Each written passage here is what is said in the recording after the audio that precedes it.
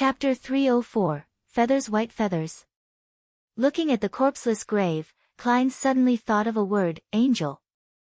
In the canon of the 7 major churches, they were filled with legends of angels and saints. The former had one characteristic, a pair of pure white wings on its back, and as many as 2, 3, or even 6 pairs of pure white wings. However, in the blink of an eye, Klein remembered something else. Mr. Azik had once described his dream to him, one that seemed to indicate his different lives. One of the scenes was inside a dark mausoleum. There were many opened ancient coffins beside him, and in the coffins, there were corpses with white feathers growing from their backs. Is this a special characteristic of the death pathway, or a strange phenomenon caused by the numinous episcopate? Klein didn't say a word as he restrained his emotions and calmly looked at the white feathers stained with yellowish oil at the bottom of the grave. His initial judgment was that the old gentleman wasn't an angel, as the terrifying sequence 2, or even sequence 1 Beyonders, would certainly produce intense effects on their surroundings when they died. For example, the holy artifact, the ashes of a saint which had been stored behind Tianjin City's Chinese gate, would extend almost invisible thin, black, and cold lines so as to seal the people and things around it. Of course, it's also possible that he didn't actually die. He's like Mr. Azik. Klein bent down and picked up 3 white feathers with his black-gloved right hand. He planned to do some divination above the gray fog when he returned home. At that moment, Kapusky came to his senses, scrambled to Klein's side, and looked at the grave with a hint of fear. "Where's the body?" Klein looked at him and said in a low voice, "Maybe he left by himself." "He left by himself," Kapusky repeated in horror, now fully aware of how terrible it was for the dead to awaken. His legs trembled as he muttered to himself, But I didn't use the resurrection ritual on him." Klein turned around and looked at him for a few seconds. "Death is not the end. Death is not the end. Death is not the end." Kapusky was quite frightened by his own beliefs as he blurted out, Will he come back?" Well, the copper whistle had summoned a messenger which probably corresponds to the old gentleman. In other words, by giving the messenger a letter, it is equivalent to sending a letter to the old gentleman, a man who has been dead for almost half a year. I wonder where he went and what kind of state he's in. In response to Kapusky's question, Klein gave him an indifferent reminder. "Don't blow that copper whistle again." "You mean the copper whistle will draw him back?" Kapusky asked in horror. Before Klein could reply, he asked again, Can you help me throw this copper whistle into the Tussock River?" "If you can't, I'll do it myself."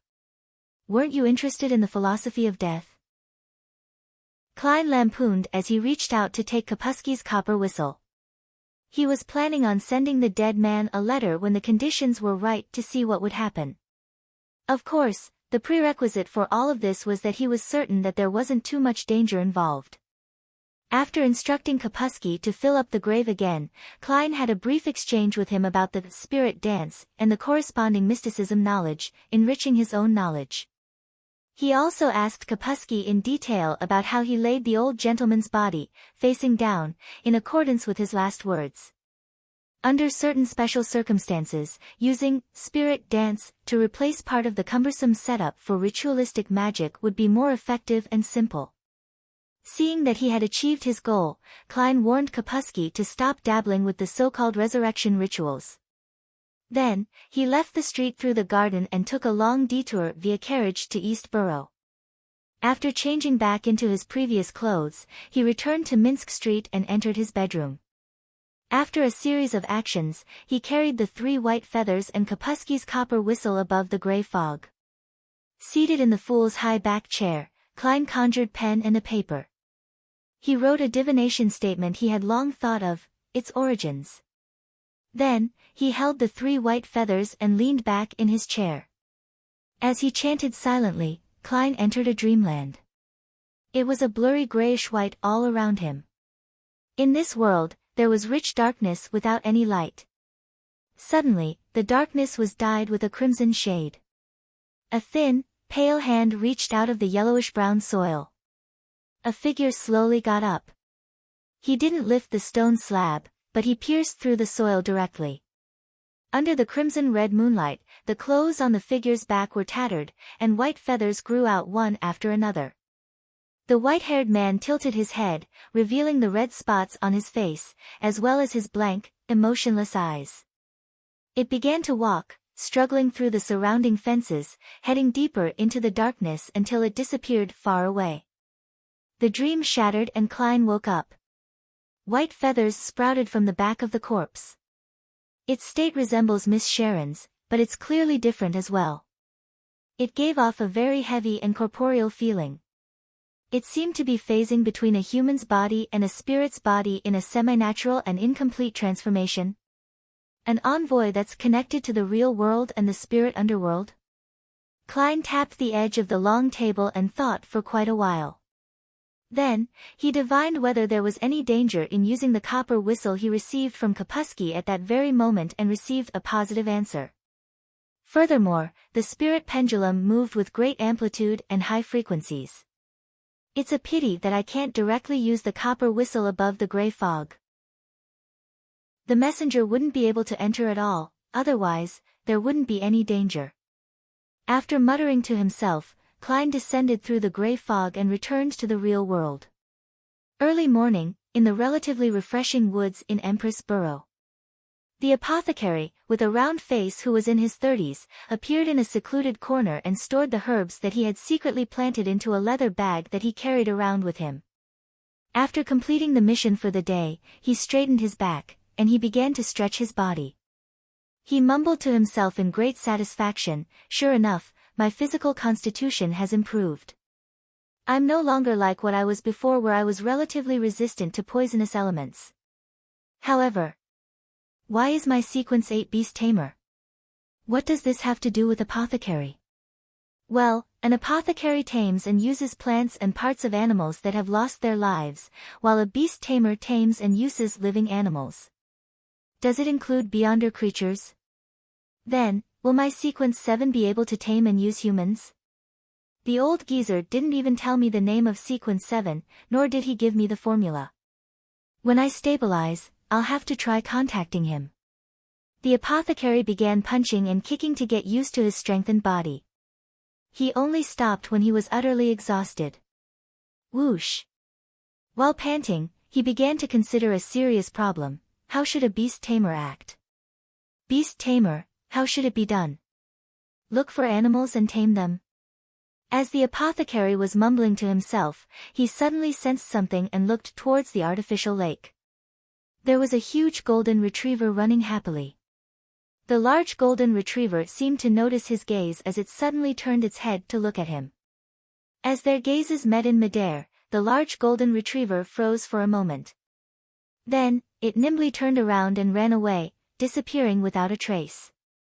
In the Hall family's luxurious villa, Susie returned to a piano room and sat beside Audrey's feet, her tongue hanging out as she panted heavily. It waited until the blonde girl finished playing a song before it said in fear, "Audrey, I met a scary guy. His eyes were scary." "Is that so? What did he want to do to you?" Audrey asked, curious and concerned. Susie thought for a moment and said, "I don't know either. In short, he's very dangerous." That was my intuition. "What does he look like?" Audrey considered letting the guards and attendants warn the man. "I didn't see him clearly. I feel that he is my natural enemy." Susie replied in all seriousness. "Your natural enemy? A dog-type nemesis?" Audrey gave a reserved smile. "Susie, don't go into those woods for now." "Woof, Audrey, were you in a bad mood?" "I could tell from your piano music," Susie asked. Audrey nodded gently and said, "Yeah. I just received word from Glaint that Furs and Zio wanted to inform me that this evening's gathering has been cancelled. I was originally planning to exchange some beyonder ingredients for you. And also attempt to come into contact with people from the psychology alchemists," she added silently in her heart. "Why?" Susie asked, puzzled. Audrey thought for a moment before replying. It's said to be a result of the serial murders. On Saturday morning, Backlund's air was as bad as usual. Klein was trying to make a noodle dish which he loved to eat as a child. For this, he bought higher quality flour, added water and sugar, and mixed it to form a pot of thin paste. Then, he poured oil into the pot and moistened the surface. After the oil heated up, he scooped up some of the flour paste with his soup spoon and poured it to the side of the pot, spreading it thin. Amidst the sizzling sounds, he spread out several flat pieces of bread, and the fragrance of the flour gradually emanated. When he was almost done, he removed the soft flat pieces of bread, one by one, and put them on the plate. Then, he added water and turned the remaining materials into batter. As soon as he returned to the dining room with the flat bread and paste, Klein impatiently tore off a piece and stuffed it into his mouth. The flat piece of bread only had a rich fragrance of wheat and a sweet taste that whetted his appetite. It was simple and plain, but it was exceptionally delicious. It's the taste from my memories. Klein quickly ate, occasionally drinking a mouthful of the paste. As he was almost done eating and started to slow down, the doorbell suddenly rang. A new commission. Klein took off his napkin, wiped his hands, and got up to go to the door. Before he touched the handle, the image of a visitor appeared in his mind. It was a middle-aged gentleman with white sideburns, a thin face, and an outstanding temperament. It was the private detective, Isengard Stanton, who could get an invitation from the police. Why is he here? Klein opened the door in puzzlement and asked with a smile, "Good morning, Mr. Stanton. Is there something?" Isengard took off his half-top hat and smiled. "Good morning, Mr. Moriarty. I wish to work with you. I believe you're an excellent detective. After all, you previously managed to lead your investigations all the way to East Balham Dock and the Dock Union all by yourself. Cooperate?" Klein didn't hide his surprise. Isengard tapped his black cane and replied in a deep voice, "To find the serial killer behind the recent chain of serial murders. The police has already offered a reward of £2,000. Chapter 305, The Detective Exchanged £2,000. That's enough to drive all the bounty hunters and private detectives in Backland crazy. This isn't like Rear Admiral Hurricane Kalangos, who was out at sea for extended periods of time and had a bunch of subordinates. It's a bounty that can easily be touched if one reaches out. Well, a pirate with combat prowess comparable to a Sequence 5 was worth 10,000 gold pounds, and a Sequence 6 murderer would have to be at the value of 3,000 to 4,000 pounds to be reasonable. Could it be that the Nighthawks and mandated punishers have misjudged the serial killer to be a Sequence 7, rather than a quasi-expert who is about to advance to Sequence 5? It's very possible that the ritual that the Sun mentioned is rather ancient. Perhaps after the cataclysm, it has rarely appeared again, and the few great churches and military don't have any information regarding this. There's an underlying problem. The Church of the Goddess, the Church of the God of Steam and Machinery, as well as the Augustus royal family, was said to have risen from the cataclysm. It's reasonable if they aren't aware of the past, but the Church of the Lord of Storms have always insisted that they are one of the oldest. Could it be that their age is referring to a period of time after the devils retreated back into the abyss? After hearing Isengard Stanton's words, the first thing that flashed across Klein's mind was to assess the amount of the bounty, and then he allowed his mind to wander and made many connections. "What's your opinion?" Isengard noticed that Sherlock Moriarty seemed distracted and pressed him. "My opinion?" Klein was momentarily stumped. A normal private detective would have definitely agreed, both because of the bounty and because of the well-known detective in front of him. A friendship with Isengard would provide him with great benefits in the detective circles. The problem, however, was that Klein wasn't a normal private detective. He was worried that he would run into the Nighthawks who were in charge of the investigation. "Although I now have a beard, glasses, and a change in hairstyle, and the few Nighthawks who have seen me only a few times wouldn't recognize me, what if it was Madame Daly? However, it also isn't right to turn down the request, as that wouldn't make sense. It would appear bizarre and suspicious. Furthermore, I do hope to catch that devil as soon as possible. Otherwise, I don't know how many innocent girls will be killed."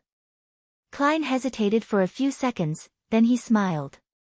I've recently taken on a very troublesome case. I'm afraid I don't have much spare time. Before Isengard Stanton could speak up, he added, I can participate in the discussion and help to look through the information and analyze the clues, but I don't think I'll make any specific investigations. I'll do a divination later. If there's a problem, I'll also hold back from sharing my opinion and purely be a spectator. As he spoke, Klein quickly formulated a plan. Holding the black cane in his hand, Isengard pondered for a moment and said, No problem. I've gathered more than a dozen detectives and have enough people to perform the investigation. What I admire the most about you is your excellent reasoning and analytical skills. Without as many resources as me, you actually managed to go all the way to the East Balham dock and went to the dock union.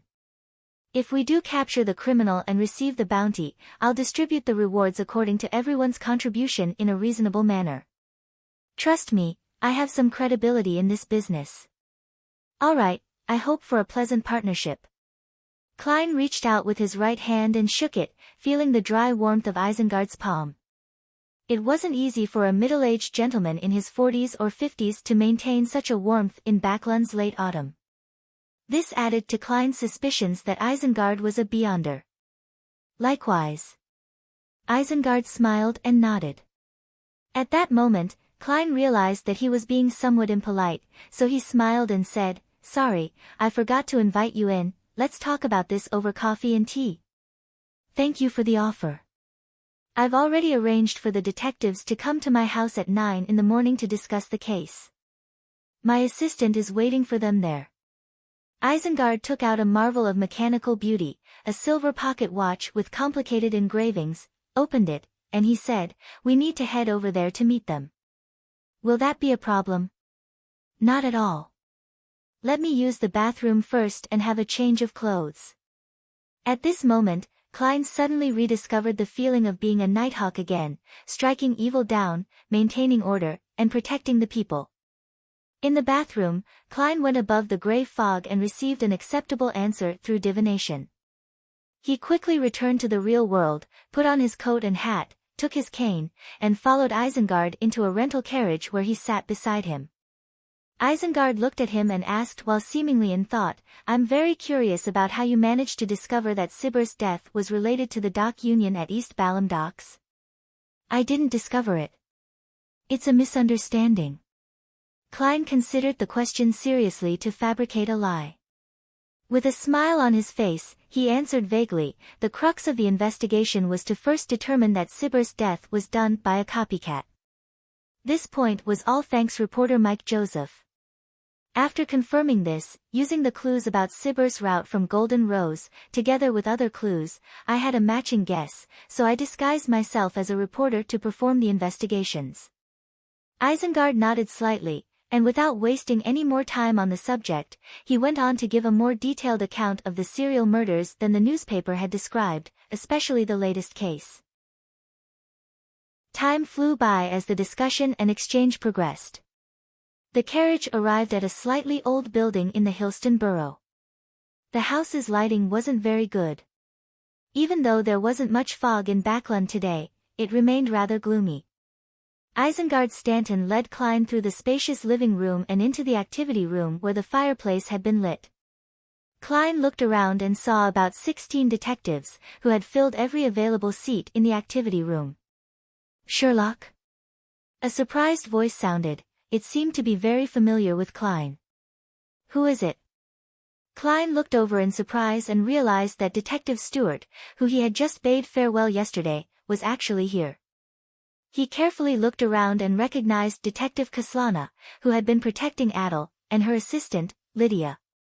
What a coincidence. The corners of Klein's mouth curled up into a smile as he approached Stewart. Stewart squeezed to the side, vacating half of his seat, and said with a pat, maybe it's not a coincidence. I've read about it in a magazine before. There's a psychological phenomenon called synchronicity. Just thinking about it can make it happen. Ha, that's a joke. At this point, Isengard introduced Klein to the detectives present. This is Mr. Sherlock Moriarty, an excellent detective. With his endorsement, Kaslana and the others looked at Klein with much more trust than before, believing him to be an outstanding private detective. Klein nodded in response, sat down next to Stewart, and casually asked, "Is your commission over?" "Yes, Adel's situation has improved, and something seemed to happen to that bad company of his, and they're unable to threaten him any further, so we lost our jobs." Stewart laughed and said, "I was planning to rest for a few days, but Mr. Stanton summoned me, so I came to take a look. Actually, this is also good, as I really don't like to take on strange, scary cases."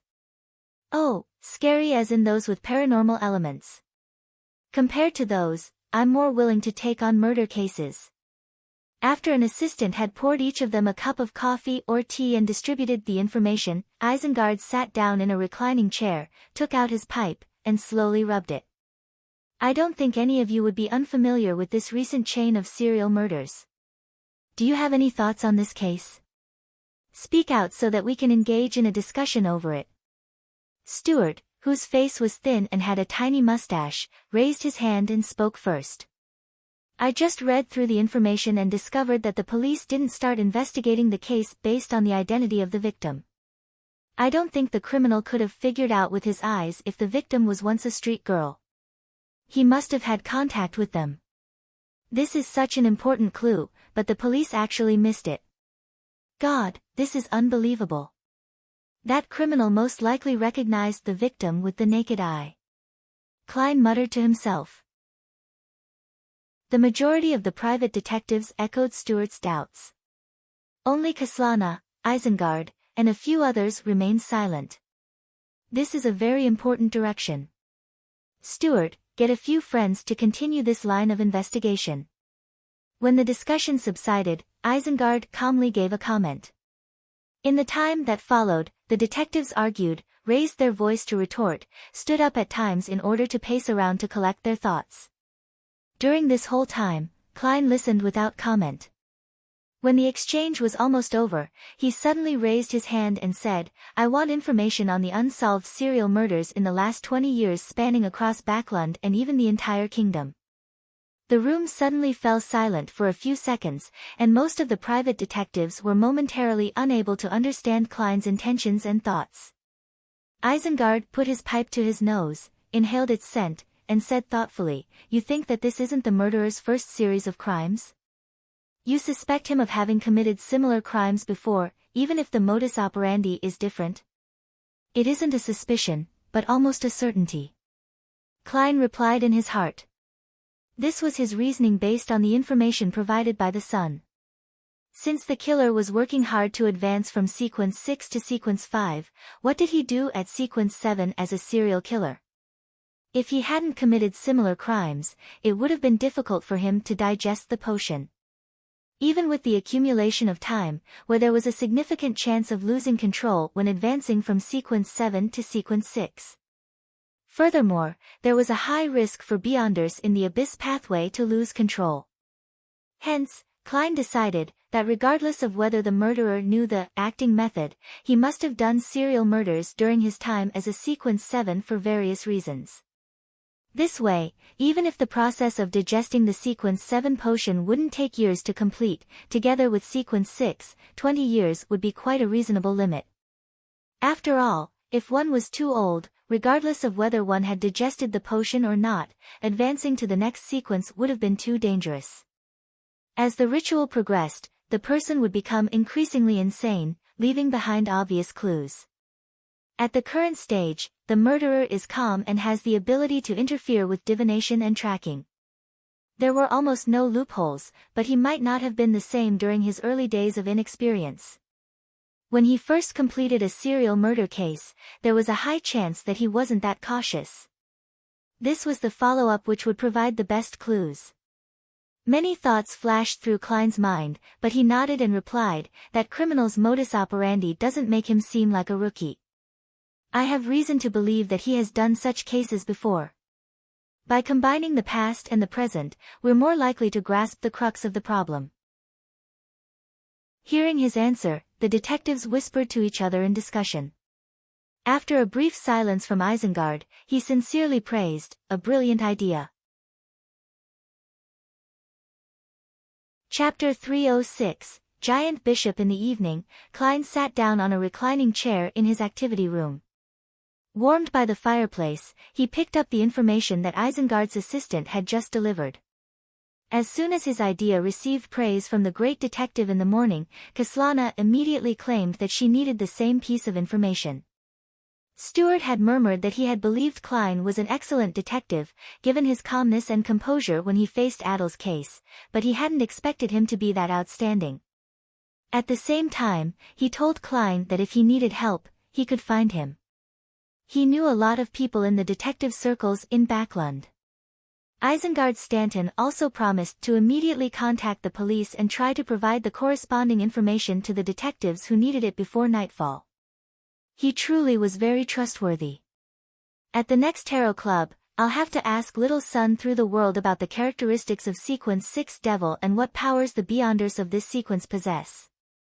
I didn't plan on involving myself previously, so I had forgotten to gather the corresponding amount of information. However, since I've decided to help, it's best to be prepared. At the very least, I would know what's happening when danger rears its head. Klein thought for a few seconds, then he lowered his head and, under the light of the gas lamp, began to look through the unsolved serial murders in the last 20 years of the Lone Kingdom. There were fewer than he had expected. There were a total of 4 in Backlund, 5 in the other cities, a total of 9 in total. Yeah, although this world doesn't have the concept of DNA yet and lacks many necessary detective skills, with the impetus of the Emperor, there's already a rudimentary form of fingerprint investigations. Furthermore, there's mediumship, divination, dream entry, and other Beyonder methods. The police usually wouldn't seek out Beyonder teams from the 3 major churches for individual murder cases that don't involve the nobles, the rich, or officials. However, a serial killer has very negative repercussions.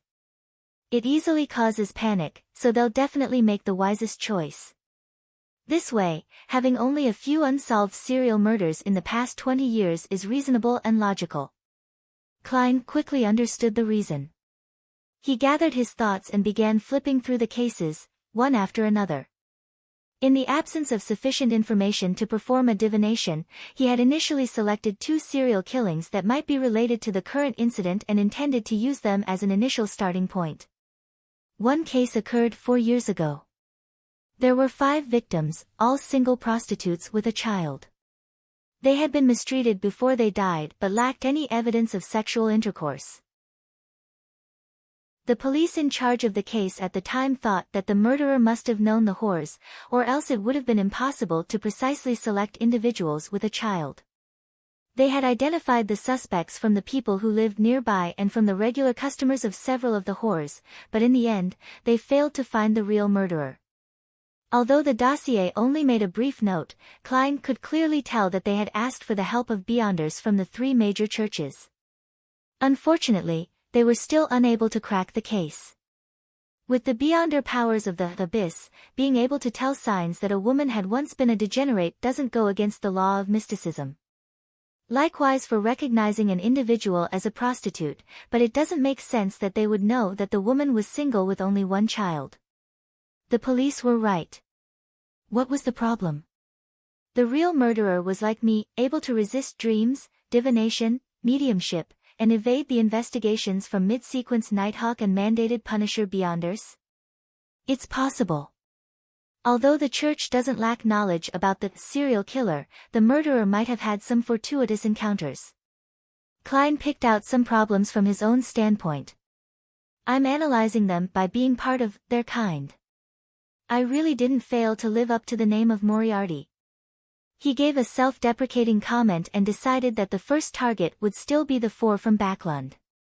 Yes, I'll get Mr. Stanton to confirm the suspect's current address and condition through the police, and I'll ask Stuart to get others to help.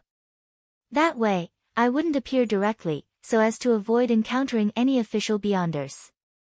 After the situation has been clarified, I can gather the suspect's belongings and move them above the gray fog to make metaphysical deductions. Klein quickly worked out a plan. The second case had taken place 11 years ago.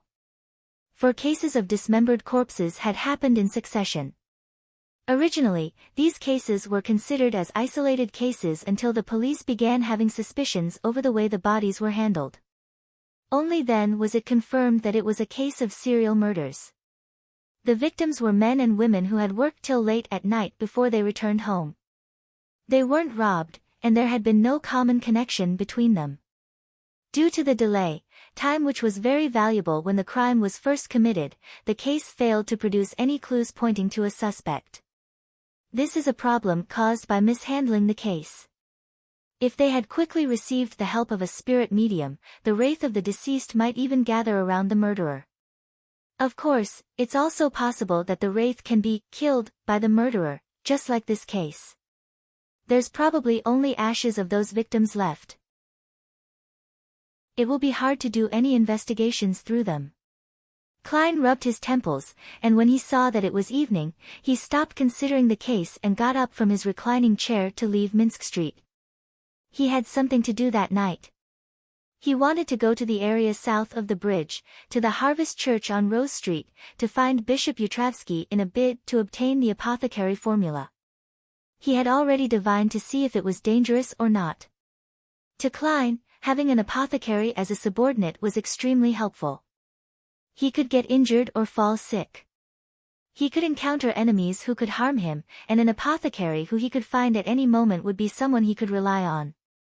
After making a detour to East Borough, Klein disguised himself and took the steam metro to cross the Tussock River and arrived at the district south of the bridge. Along the way, the darkness along the metro line and the corresponding gas lamps formed an unforgettable scene. While on the public carriage, Klein came to Rose Street and found the tiny Harvest Church, which was easily recognizable. The Golden Cathedral had a more striking steeple and a sacred emblem of life engraved on its outer wall. It was a baby surrounded by the symbols of wheat, flowers, and spring water. It stood out from the surrounding buildings. At that moment, the cathedral's lights were dim, and there wasn't a single devotee inside. Klein sneaked in from the side, carefully dabbing his face with paint rather than relying solely on his ability to create illusions. In the hall of the cathedral, rows of pews were arranged neatly. Right at the top, at the front, there was a large sacred emblem of life. Candles were lit on both sides of it. A tall man in his 40s or 50s wearing a brown clergyman's attire sat in the front pew. Just by sitting there, he was like a small mountain, giving off an extremely oppressive feeling. The man wore a bishop's bonnet, and his eyebrows were light and thin. There were obvious wrinkles at the corners of his eyes, his cheeks, and the corners of his mouth. He had his eyes closed tightly, his hands clasped as he pressed them to his chin, as if in the most pious of confessions. Suddenly, he opened his eyes, revealing a patch of light blueness. The Mother's Church will not reject anyone. Why didn't you take the main entrance? The 40 to 50-year-old man didn't raise his head as he spoke in a low and gentle voice. Are you Bishop Yutravsky? Klein walked out of the shadows. The tall man in the brown bishop's attire replied gently, I prefer to be called a father.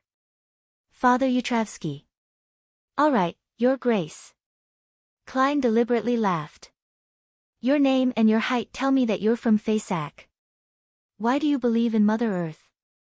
Bishop Yutravsky raised his head slightly and stared at the sacred emblem of life ahead of him and said with emotion, I was born along the coasts of mid-seashore, India. I was a man who was passionate about combat and killing. India. He really is from the Faysac Empire. Klein nodded indiscernibly. Mid-seashore was the natural border between Lone, Intis, and Faysac. The east coast belonged to Lone, most of the west coast belonged to Intis, and to the north were the famous port cities of the Faysac Empire, such as Inda. In addition, the mid-seashore spread to the northeast, penetrating through the Faysac Empire's territory and connecting with the North Sea. There were many islands in that part of the sea that were the habitats for polar bears and sea lions. Hunting polar bears and sea lions were a traditional festival for the citizens of Faysac. Just as his thoughts began to wander a little, Bishop Yutravsky continued looking forward and said, I committed a serious crime and fled to the Sonia Sea where I became a ruthless pirate. I was lucky enough to meet a missionary of Mother Earth before I fell into the true hell of the soul. After that day, I understood the value of life, understood the charms of all living things, and gained the joy that stems purely from life itself. I swore in front of the Mother Earth's sacred emblem that I would spread her faith in other countries to make up for my bloody past. Thus, here I am. I came here. Amidst his calm and emotional voice, Bishop Yutravsky stood up. He was over 2 meters tall, and his build was sturdy. His robes were tight, and he looked like a giant from the legends who reappeared on the northern continent. A real giant is 3 to 5 meters tall, with a single vertical eye. The citizens of the Fasak Empire are generally tall. It's no wonder that they've always claimed to be the remnants of giants, believing that they have the blood of giants. Klein had to raise his neck to look at the priest's face. "What are you doing here?" Bishop Yutravsky asked with his head lowered. "I heard you have a request and that the reward is the apothecary formula." Klein, who had donned a disguise, went straight to the point. Bishop Yutravsky fell silent for a few seconds before saying, "Yes. Although I'm not sure where you learned of this, it's true." "Then, what task is it?" Klein asked with a smile. Yutravsky sized him up seriously for a while before saying, "I don't think you can fulfill my request." "Perhaps I can. I need to know the details before I can make an evaluation." Klein frowned. Yutravsky stood there like a giant pillar. After a few seconds, he said, "My request is," at this point, he closed his eyes and said, "Kill me." Chapter 307, Dawn Paladin Kill You? It was the first time Klein had heard of such a request, and for a moment, he didn't know how to respond to such a task. He even started to suspect if there was a conspiracy. Bishop Yutravsky opened his eyes and looked down at Klein. "Kill the old me. Father, can you not have such long pauses when you're speaking?" Klein's mouth twitched as he asked in puzzlement, "Even in the legends and myths, no one can return to the past. I'm afraid this task of yours can only be accomplished by the 7 gods. No, I mean, killing the past me which has never died as it resides in the depths of my heart."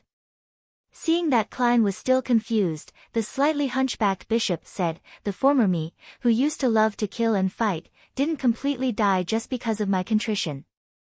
I can clearly sense that he's still living inside my body, always wanting to regain control of everything, and I'm constantly suppressing him, hoping that he will be redeemed through mass, ascetic cultivation, and preaching, making him truly believe in the teachings of the Mother Earth and become one with me again. Simply put, the imprints of the past are too deep, and they fiercely conflict with your current life, resulting in a split personality." The pseudopsychologist and keyboard warrior, Klein Moretti, made a preliminary judgment and said in deliberation, "It's a psychological problem. I think what you need most is a psychiatrist. I've attempted that before. Perhaps you aren't aware. There is a doctor sequence among the Beyonder pathway that the Church of Mother Earth controls, which is also known as healing pastor in ancient times. They've studied my problem and believe it's not as simple as a psychological ailment.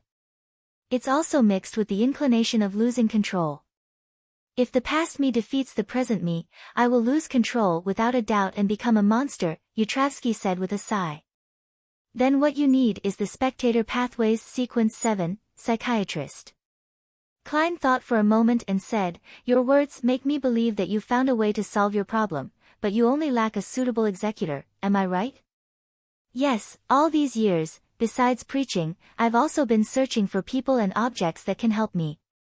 In the end, with Mother Earth's blessings, I obtained a very mystical item. It is said to be a relic of an ancient dragon." Seeing that Klein wasn't scared away, Yutravsky answered with some hope, "It allows the wielder to enter the deepest part of the target's soul, or, in other words, the bottom of the target's dreamland. There, a corresponding scene will be materialized. That way, you can see the past me directly, and then, through combat, eliminate him. In that special state, once he is truly dead, he will never appear again." As expected of the mysterious world, there's actually such a method to treat someone with split personalities. Klein sighed with emotion and cautiously asked, what restrictions are there, or what harm will it cause to the holder? Why do you think I'm incapable of completing this task? Bishop Yutravsky looked down at Klein and said, once you use that mystical item, although the owner will remain conscious, there are many layers to the soul or dreamland. The past me will be able to make full use of this point to deceive you, or conversely, they can even kill you. And after a set period of time, yes, 5 minutes, that mystical item will make you completely lose consciousness, and your mind will never be able to return to your body and become its sacrifice. In this way, you will become a vegetable. In addition, as a result of the scene's materialization, if you're killed in the deepest part of your heart, or to put it in another way, the lowest level of the dreamland, similar side effects will occur. It's equivalent to true death. Believe me, the past me is much stronger than you think. So that's how it is. However, this issue isn't a problem at all for me. I'm someone who can stay awake and rational during spirit channeling and dreams. Even if that mystical item wants to make me lose myself completely, there's no need to worry too much. As long as there's room for struggle, I can take 4 steps counterclockwise and chant my honorable name, and directly head above the gray fog. The problem is, how strong is the past Bishop Yutravsky, and what are my chances of defeating him?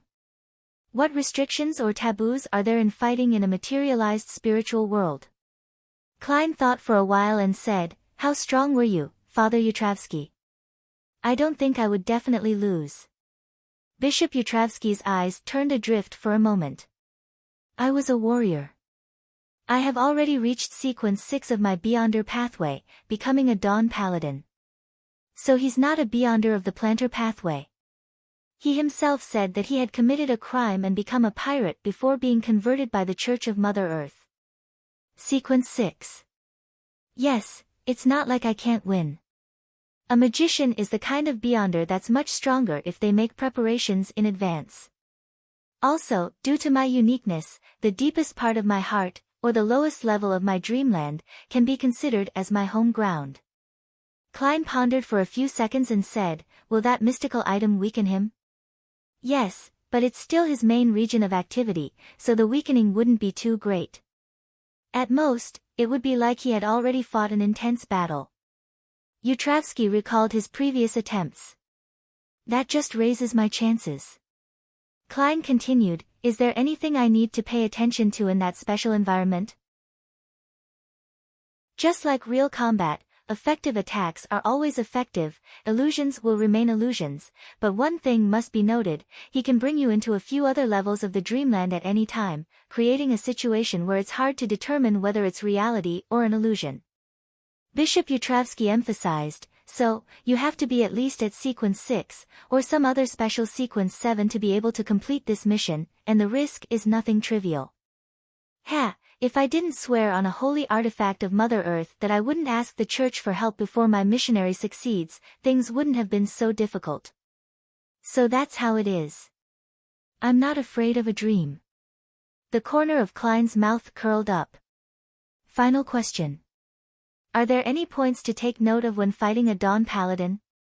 Bishop Yutravsky frowned his wrinkled face and said with a sigh, this is something that requires absolute secrecy for Beyonders. However, as long as you participate in enough battles, others would often be able to conclude certain traits. Besides, the more details you know, the higher the chances of success are, right? Yes, Klein answered frankly with a nod. In a reminiscent tone, Bishop Yutravsky said, a Dawn Paladin possesses a power akin to that of a giant, enabling the area within a 40 to 50 meter radius to be basked in the light of dawn. Such light can not only dispel illusions, but it also has the special ability to exorcise wraiths and specters, and it can even weaken evil spirits. They can conjure dawn armor around their bodies, which would be equivalent to specially forged full-body armor that doesn't weigh anything or inhibit their motion in any way. If destroyed, recovery would require a certain amount of time. He can also conjure different weapons. The strongest weapon would be a two-handed rapier. It's often called the Sword of Dawn, it's sharp, solid, and each strike has a purification effect. Apart from that, Dawn Paladins have a type of beyonder power to create a hurricane of light. It can directly destroy a person's body, eliminate wraiths, and damage evil spirits. There aren't a lot of beyonder powers, but they are my natural enemy. They have high offensive strength and defense, and they're not afraid of illusions. The only good news is that, other than for facing wraiths and specters, the mysteriousness of a Dawn Paladin is very low. Klein listened as he simulated a combat situation in his mind, searching for the most reliable way to deal with a Dawn Paladin. The level of mysteriousness he was referring to implied strangeness, unpredictability, unfathomability, and incomprehensibility. Bishop Yutravsky looked at him quietly. He didn't press him or drive him away. After gradually formulating a plan, Klein raised his head, looked over, and said, "Perhaps I can give it a try, but I will need to leave for a few minutes to confirm that you're not lying." Bishop Yutravsky replied with a slightly stunned voice, "No problem. However, I must remind you once again. Although I don't know where your confidence stems from, do not belittle the past me. He's extremely skilled in combat. I wouldn't joke with my life." Klein pressed his hand to his chest, bowed, and stepped out of the Harvest Church. He found a secluded spot and quickly went above the gray fog to make a divination. After obtaining an answer that there was a certain danger but at tolerable levels, he immediately returned to the real world. From the beginning to the end, it only took him about 10 to 20 seconds above the gray fog.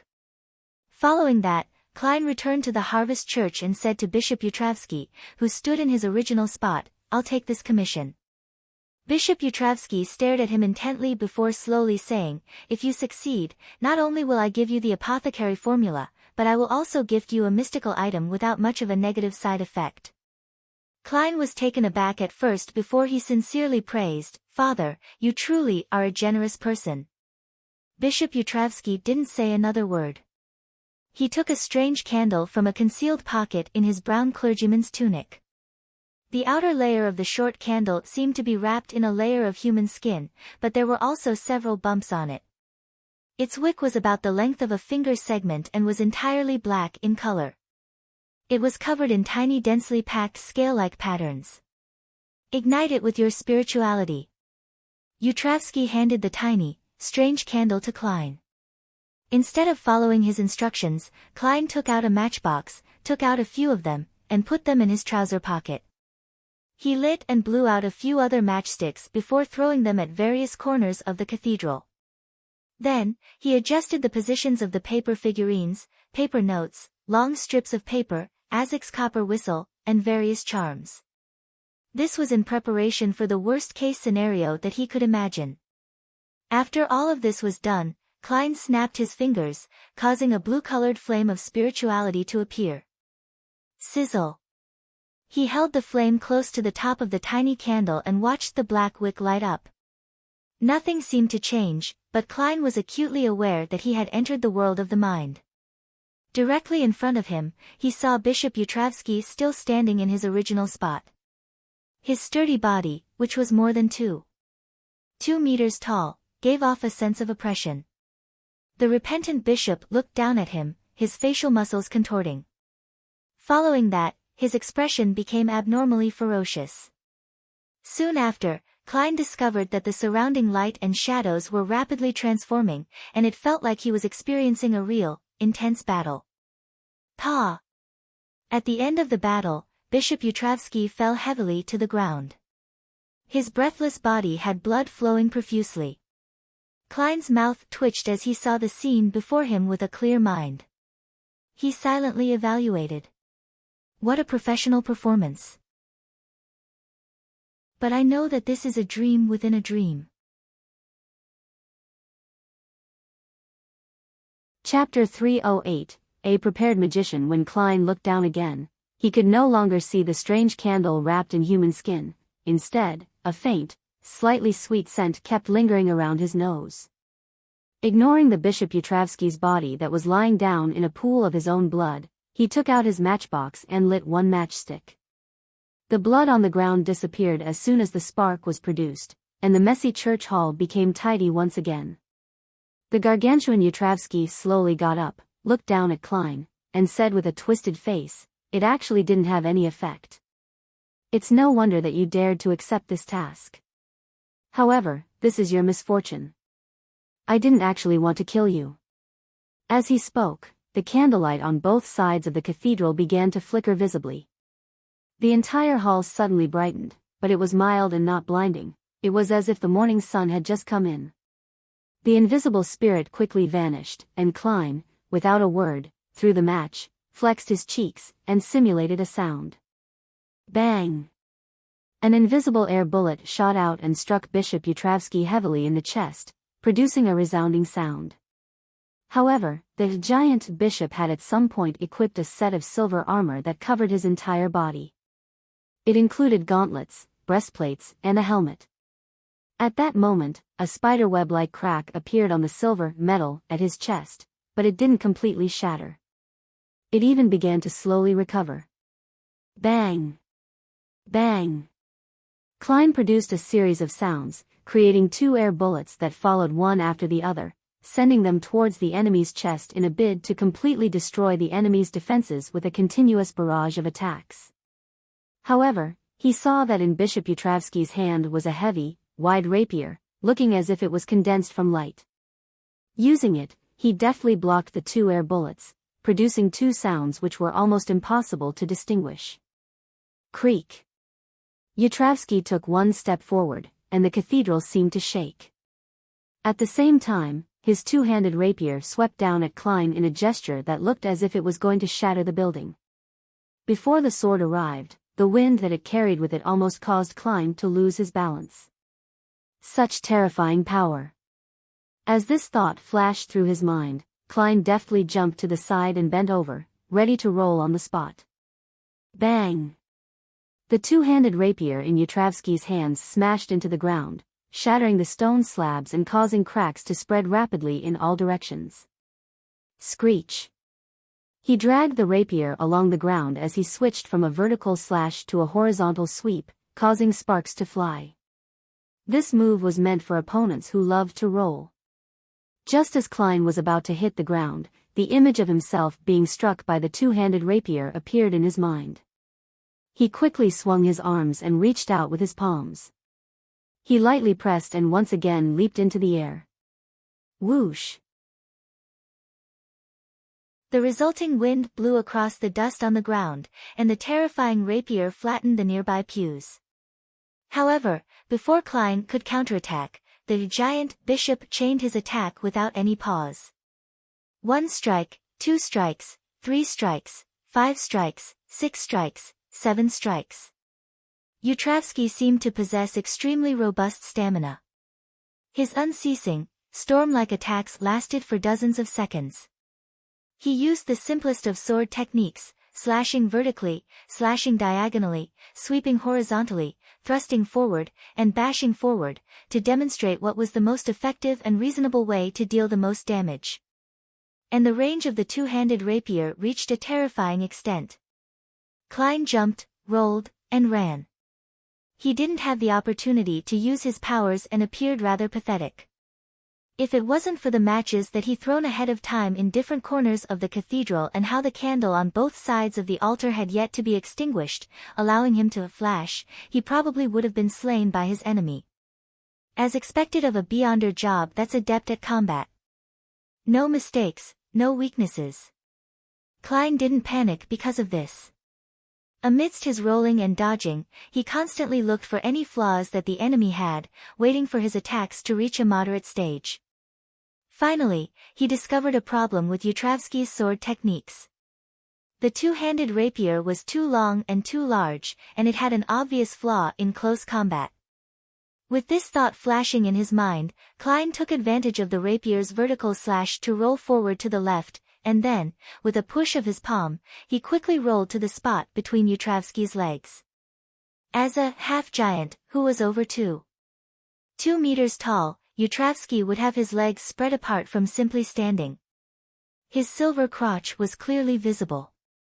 As soon as he rolled over, Klein's left hand reached into his pocket, pulled out a long piece of paper, and turned it into a sharp and hard cane.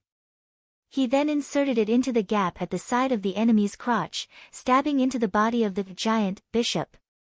This would be a fatal blow. However, at this moment, his heart trembled. The image of a rapier stabbing down as boundless light, forming a terrifying storm, engulfed his entire body appeared in his mind. A trap. Yutravsky's trap. Klein didn't hesitate. He pressed his right hand down, jumped forward through the gap between the legs of the giant bishop's legs, and arrived behind him. By the time he finished this set of motions, Yutravsky was holding the hilt of his sword with both hands, bending his waist and lifting his sword up to thrust straight down into the stone slab in front of him. With a cracking sound, rays of light surged out of the sword's body like the first rays of dawn. They turned into a hurricane and swept across the surroundings. Without a sound, the stone slab disappeared from where Klein had been, and the earth beneath it became nearly 10 centimeters thinner. The silver armor on his legs and crotch was also damaged, shattering inch by inch and revealing his skin. His trap was to sustain damage in exchange for the death of his enemy. At this moment, Klein, who had leaped behind Bishop Yutravsky, finally found an opportunity to counterattack. He twisted his body midair, puffed out his cheeks, and simulated gunshot sounds at the back of his enemy's head. Bang! Bang! 2 air bullets hit the back of Yutravsky's head in quick succession, shattering the silver metal in that area and then splitting it into pieces, exposing a completely unprotected area. Klein was about to give him a fatal blow when Yutravsky suddenly straightened up, twisted his waist, and violently swept the two-handed rapier backward. The speed was so fast and the attack was so ferocious that Klein seemed unable to dodge it. However, he pulled out a piece of paper from his pocket and placed it in front of his body. Clang! The collision between the sword and the piece of paper produced the sound of metal being struck. The crisp sound of metal striking metal filled the entire cathedral. Klein was sent flying like a tennis ball. The paper in his hand was torn apart, leaving behind only a tiny piece in between his fingers. In midair, he was immediately faced with the violent and swift pursuit of Yutravsky. The situation was precarious. However, he didn't panic in the slightest and only shook his wrist. The tiny piece of paper flew up, and a spark rapidly expanded, completely enveloping Klein. Hum! The rapier sliced through the ball of fire, but it didn't cause any damage, only creating a small spark. At the candle on the right side of the cathedral, a faint yellow flame spread out, forming a figure whose face was painted with oil paint. Klein reappeared and pulled out another long strip of paper from his pocket. Pa! With a flick of his wrist, the paper turned into a sturdy whip. The surface of the whip was even burning with scarlet flames. Pa! Pa! Pa! Klein lashed out at the giant bishop from a distance. However, his weapon quickly disintegrated under the attacks of the two-handed rapier. And that was precisely Klein's goal. Pa! Pa! Pa! With a snap of his fingers, he sent streaks of fire flaring up from the ground, blocking Yutravsky and burning his unprotected legs. The dawn armor's recovery was rather slow. As the tongues of fire leaped upwards, his legs were charred black and a crimson color was seeping up his legs. However, this didn't affect the giant bishop's agility. He let out a low growl, and like a steam train that had finally accelerated to its highest speed, he charged through the flames and appeared in front of Klein. This speed was unbelievably fast. Soon after, the two-handed rapier in Yutravsky's hands cracked, turning into spots of light that swept forth in all directions. Almost instantly, Klein fell into a situation of certain death. The matches he kept on him were ignited, and an intense flame engulfed him. However, this wasn't as fast as the hurricane of light. Just as the scarlet-red flame appeared, it was immediately engulfed. Klein's body was torn asunder as it was reduced to shreds, but they ended up losing their thickness and turned into bits of paper. Behind Yutravsky, a column of scarlet-red flames flared, and Klein stepped out. He took out a matchbox from his other pocket and threw it at the enemy, as if to ignite all the remaining matches in one go and, through the restraints of the small space, create a reliable explosion. The matchbox was aimed at Yutravsky's lower body, which no longer had any protection. Klein raised his right hand and snapped his fingers. At the same time, Bishop Yutravsky jumped up on his back, bent his knees, and withdrew his legs. "Pa!" Accompanied by the snap of his fingers was an unaffected matchbox, but a loud bang. It was an air bullet that accurately tore open the back of Bishop Yutravsky's head, which lacked any protection. It was a lethal weapon that had been prepared in advance. His skull split open, and blood and white bits spurted out. With great difficulty, Yutravsky turned his head around and said in a daze, The matchbox, that was riddled with holes caused by the hurricane of light, fell to the ground. However, it remained unignited. Klein laughed and replied, "I've never said that snapping my fingers could only be used to control flames and not shoot out air bullets. Look. Pa! Pa! Pa!" He snapped his fingers repeatedly, allowing one air bullet after another to hit Yutravsky in the head, shattering his helmet and cracking his head. Bam! Yutravsky stopped breathing and fell heavily to the ground, shaking the cathedral hall slightly. Pa! Klein turned and snapped his fingers again. The box of matches on the ground exploded, transforming into a scarlet flame that buried Yutravsky's gigantic body. Klein didn't attempt to sense the existence of the candle, but instead he relied on his own clarity of mind to force himself out of the lowest level of his mind. Behind him, the corpse was wrapped in scarlet flames as the world around him disintegrated bit by bit.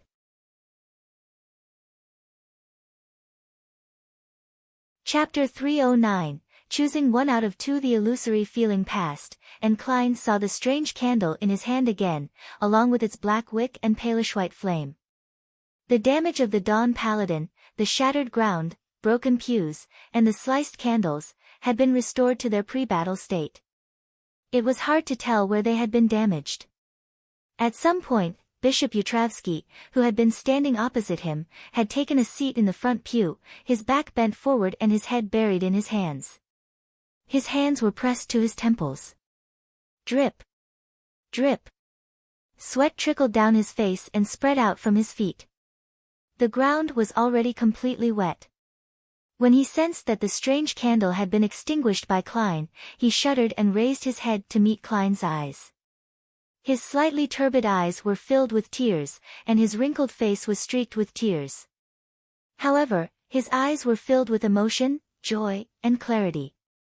If it was said that this giant bishop previously appeared tall and heavy, then all that was left of him now was the heaviness of his body but without the heaviness of his spirit.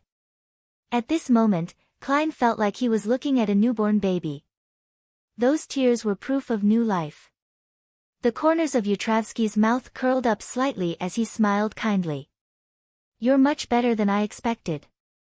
"No, this is because I gained sufficient understanding in advance and made the appropriate preparations. As for the past, not only were you unsure of your opponent's strengths, you were also greatly weakened. If I were to fight against you in the real world, I would be considering how to escape," Klein calmly replied. A prepared magician and an unprepared magician are very different concepts. He added silently in his heart. Bishop Yutravsky didn't dwell on this problem. Brimming with relief from head to toe, he said, "Thank you, my friend. According to our agreement, I'll give you the apothecary formula. I'll also give you an additional mystical item." As he spoke, from his pocket, he took out what looked like a combination of a needle, a tube, and a container. "You have two choices. This is one of the two choices you have. When I got it, I didn't know its name, and I never thought about naming it either. You're able to use it to draw out a tube of blood, your own blood. At a critical moment, you can transfuse it back into you. That way, your fatigue will disappear.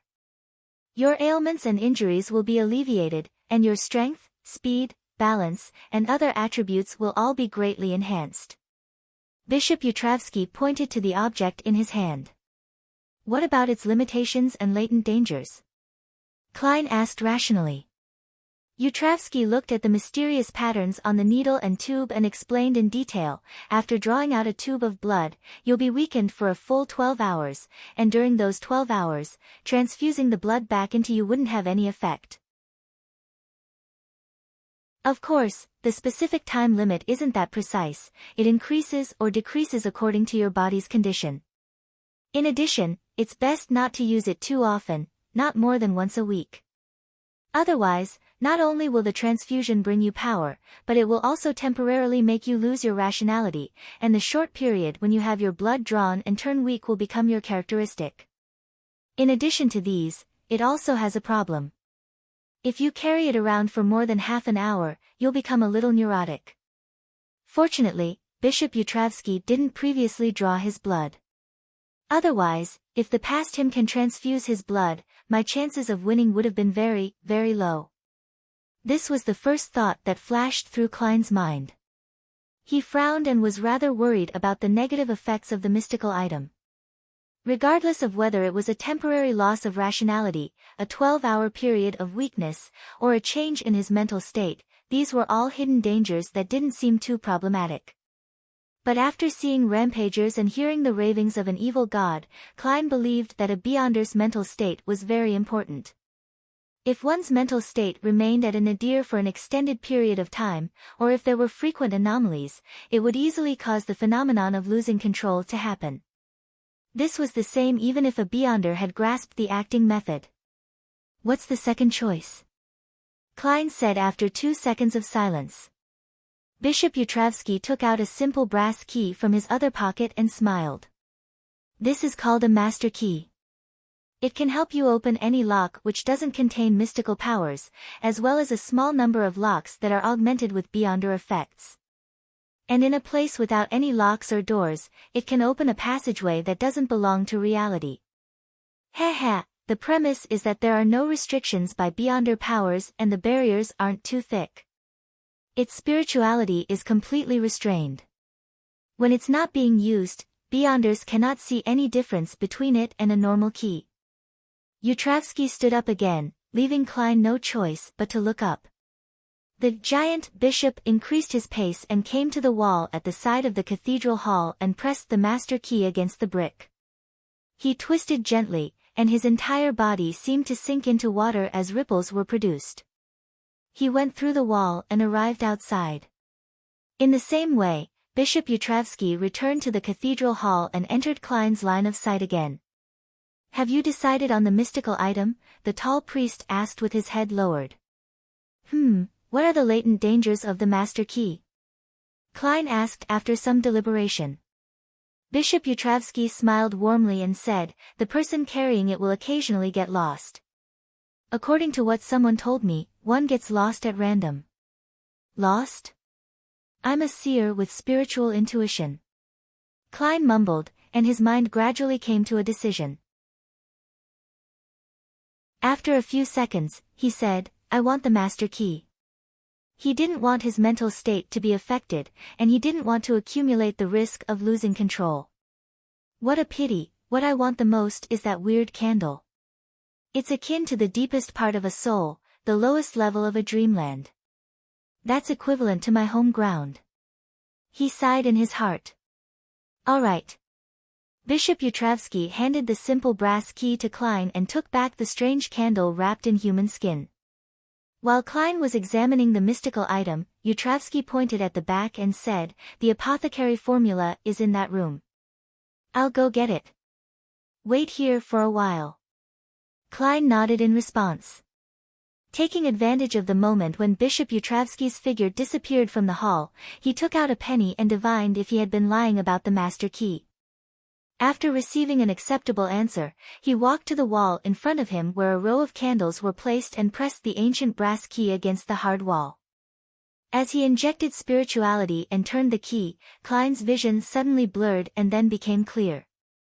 At that moment, there were no longer burning candles filling his vision, nor were there neat pews and straight walls.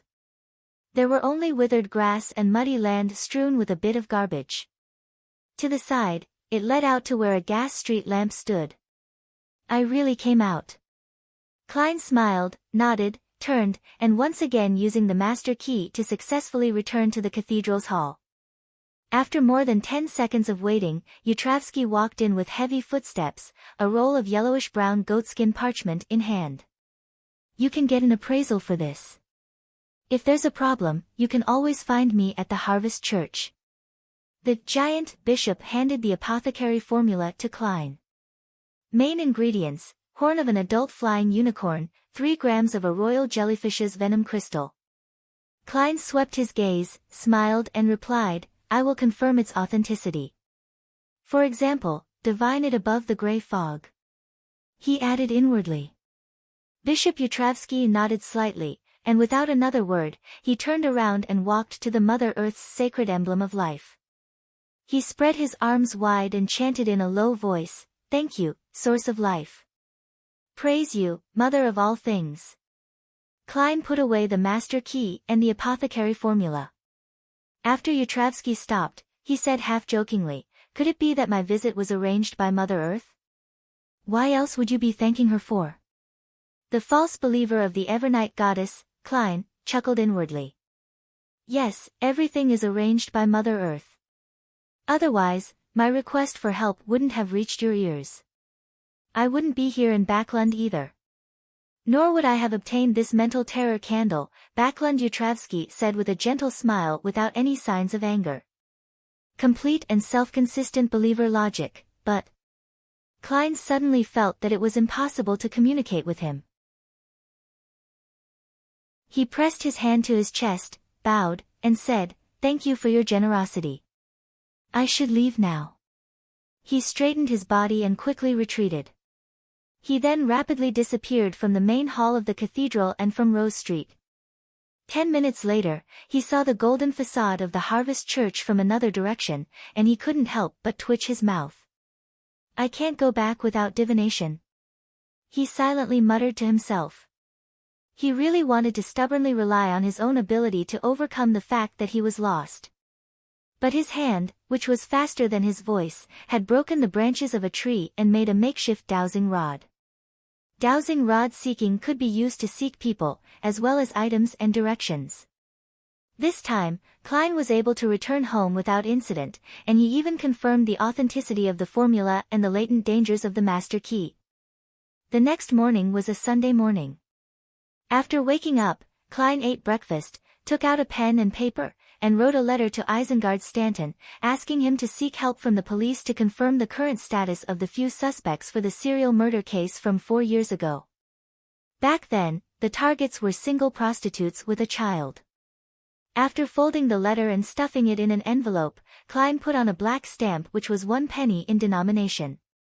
Putting on his clothes, he took his hat and cane, and he walked out of his house to post the letter at the mailbox at the end of the street. Then, he saw Mrs. Stellan Sammer and her husband, Mr. Luke, dressed to the nines. A rental carriage was stopped by their door. Good morning. Why are you attending a banquet so early in the morning? Klein asked with some surprise. Luke chuckled and said, It's not really a banquet. It's more like us helping out. Mrs. Stellan raised her chin slightly and added, Mary has successfully entered the National Atmospheric Pollution Council. There will be a grand ball tonight, and we have to help out in advance. Mrs. Mary's wish has been fulfilled. Impressive. Klein sighed and said with a smile, Please pass on my congratulations to Mrs. Mary for me. Luke Sammer nodded and said, You haven't read this morning's paper, have you? All the members of the National Atmospheric Pollution Council have been published. The chairman of the council is Sir Durs Shaw and the first secretary is Mr. Hibbert Hall.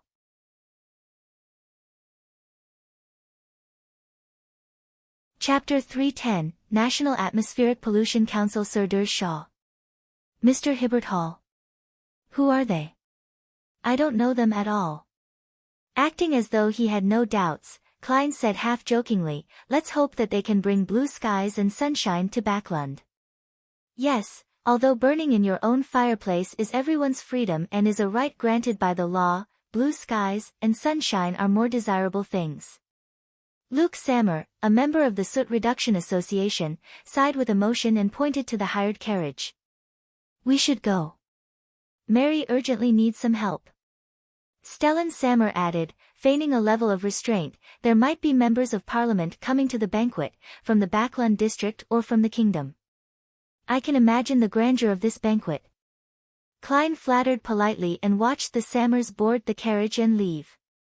As he turned to head for the post office at the end of the street, a postman in a dark green uniform arrived in a carriage and delivered a letter to his letterbox. A letter for me. Klein pulled out a bunch of keys and casually chose the one that was simple and had a brass color. Gotcha.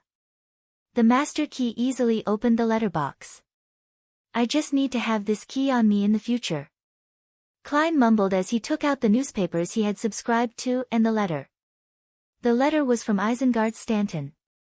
He had also looked through the old and unresolved serial murders yesterday and had picked out the most suspicious ones, and after obtaining a preliminary confirmation from the police department about the present circumstances of the suspects, he had written to Klein, Kaslana, and the other private detectives that were interested in this angle, to share his findings.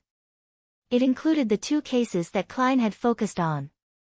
Great detective minds think alike. The letter I wrote just now was for nothing.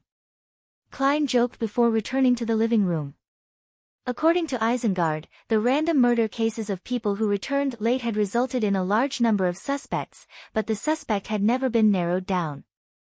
After so many years, it was very difficult, almost hopeless, to try to find a new clue. One of the four suspects in the other case was a teenager whose mother was also a victim, a prostitute and single mother who had him as her only child. He had been abused by his mother, had been the police's first suspect, but less than half a year after that case, he had been seriously injured in a gang firefight in Eastborough and died in a surgical room at a charity hospital. His body was cremated with people bearing witness before being buried in the cemetery. As such, it was impossible for him to be connected to the current serial killer. If he hadn't been cremated, I definitely would have dug up the grave to verify it. Klein, who had once come back from the dead, seriously considered the possibility of the other party coming back from the dead. Of the remaining three suspects, one had moved several times in the past few years. The police had lost track of his situation and needed more time to find him. One had gone through bankruptcy and moved to Eastborough from Northborough, while the other was still running a grocery store on the same street. Klein took out a fresh sheet of paper, described the situation, and then asked the recipient to observe the two suspects with specific addresses in secret. He emphasized, the killers of serial murders are all cruel, brutal, and very aggressive. Please be careful not to get too close to them, act as if you're just an ordinary neighbor observing them. The information I need pertains to their recent mental state, such as whether they are irritable, whether they like to shut themselves in their rooms, rarely communicate with others, and whether they have beaten others up. This was also the information he got from the son. After each kill, the devil would eat the victim's organs according to the ritual and stay in a bloodthirsty, manic state until a new victim appeared. After emphasizing the need to take note of the investigator's safety, Klein folded the letter, stuffed it into a new envelope, and affixed a black stamp to the surface. Then he wrote down the name of the recipient, Detective Stewart. In Empress Borough, the opulent villa of Count Hall. Susie was lying in the corner of the study, looking around as if bored.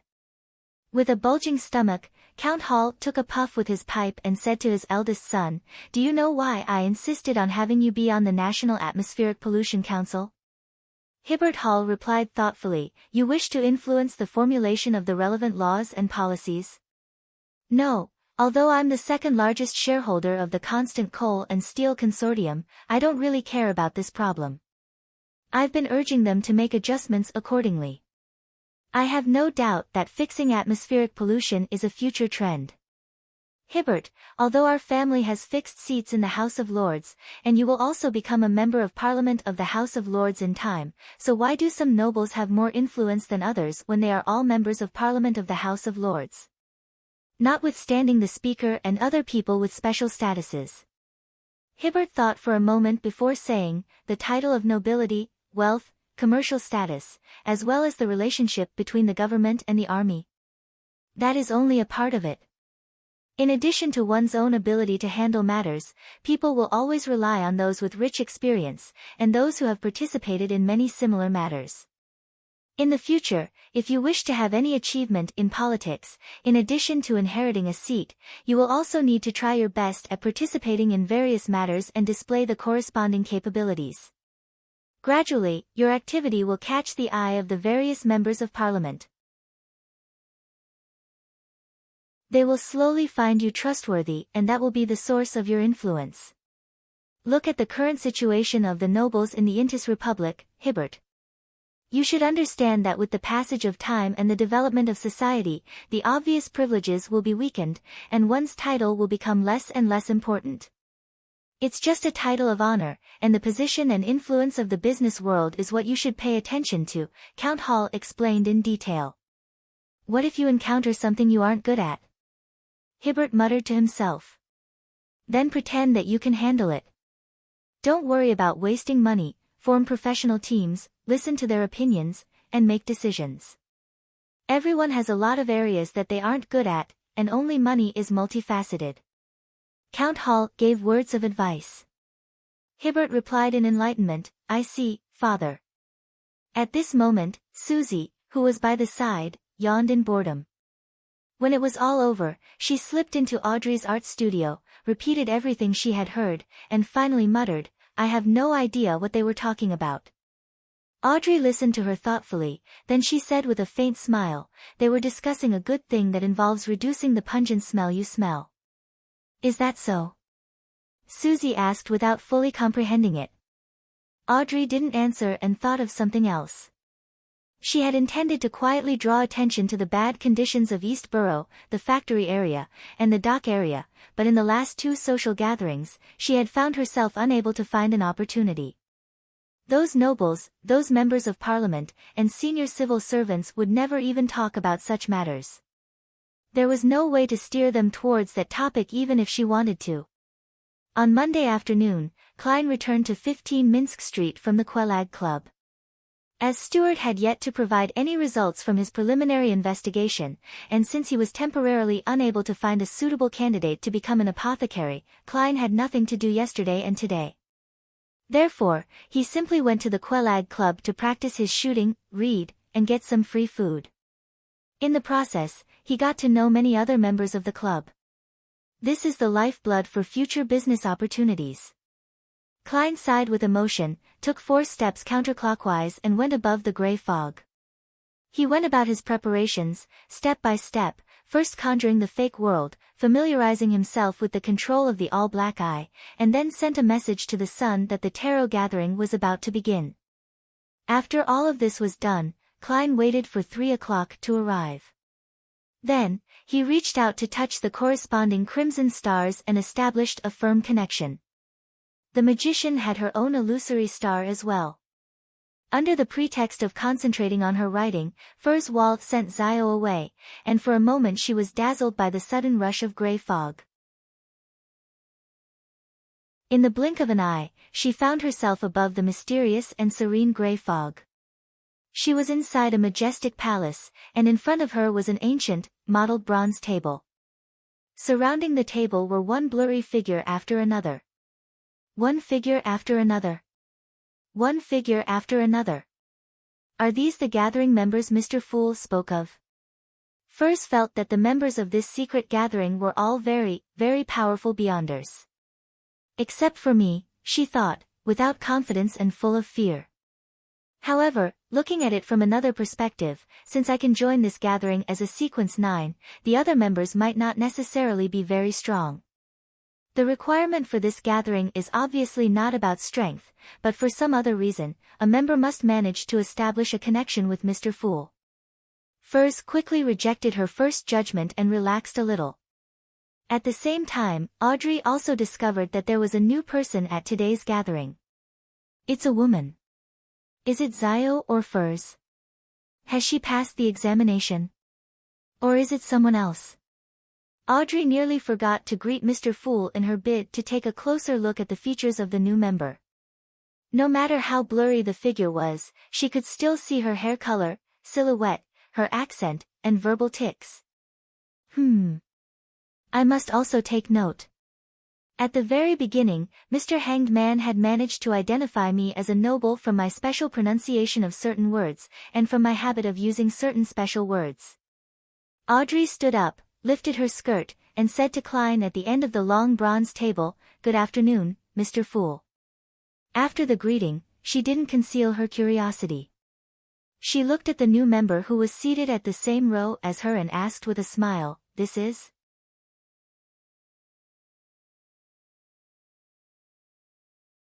Chapter 311, Observing each other. Klein sat in the seat belonging to the Fool and looked around. "This is Miss Magician, our new member." Then, he looked at Furs and introduced the rest to her. "This is Miss Justice, and that is Mr. Hanged Man." As Furs nodded her head as a form of greeting the members with the corresponding code names, she observed the other members. Miss Justice is blonde and seems very young. She sits with a graceful posture. Mr. Hanged Man has dark blue hair, as messy as seaweeds. He doesn't have a very bulky figure. He doesn't like to talk, but when observed by him, it gives me a sense of unease. He must be a leader of some faction. Mr. Sun looks like a teenager. He's very silent and reserved. Other than that, I can't tell anything else. Maybe he's just as weak as me.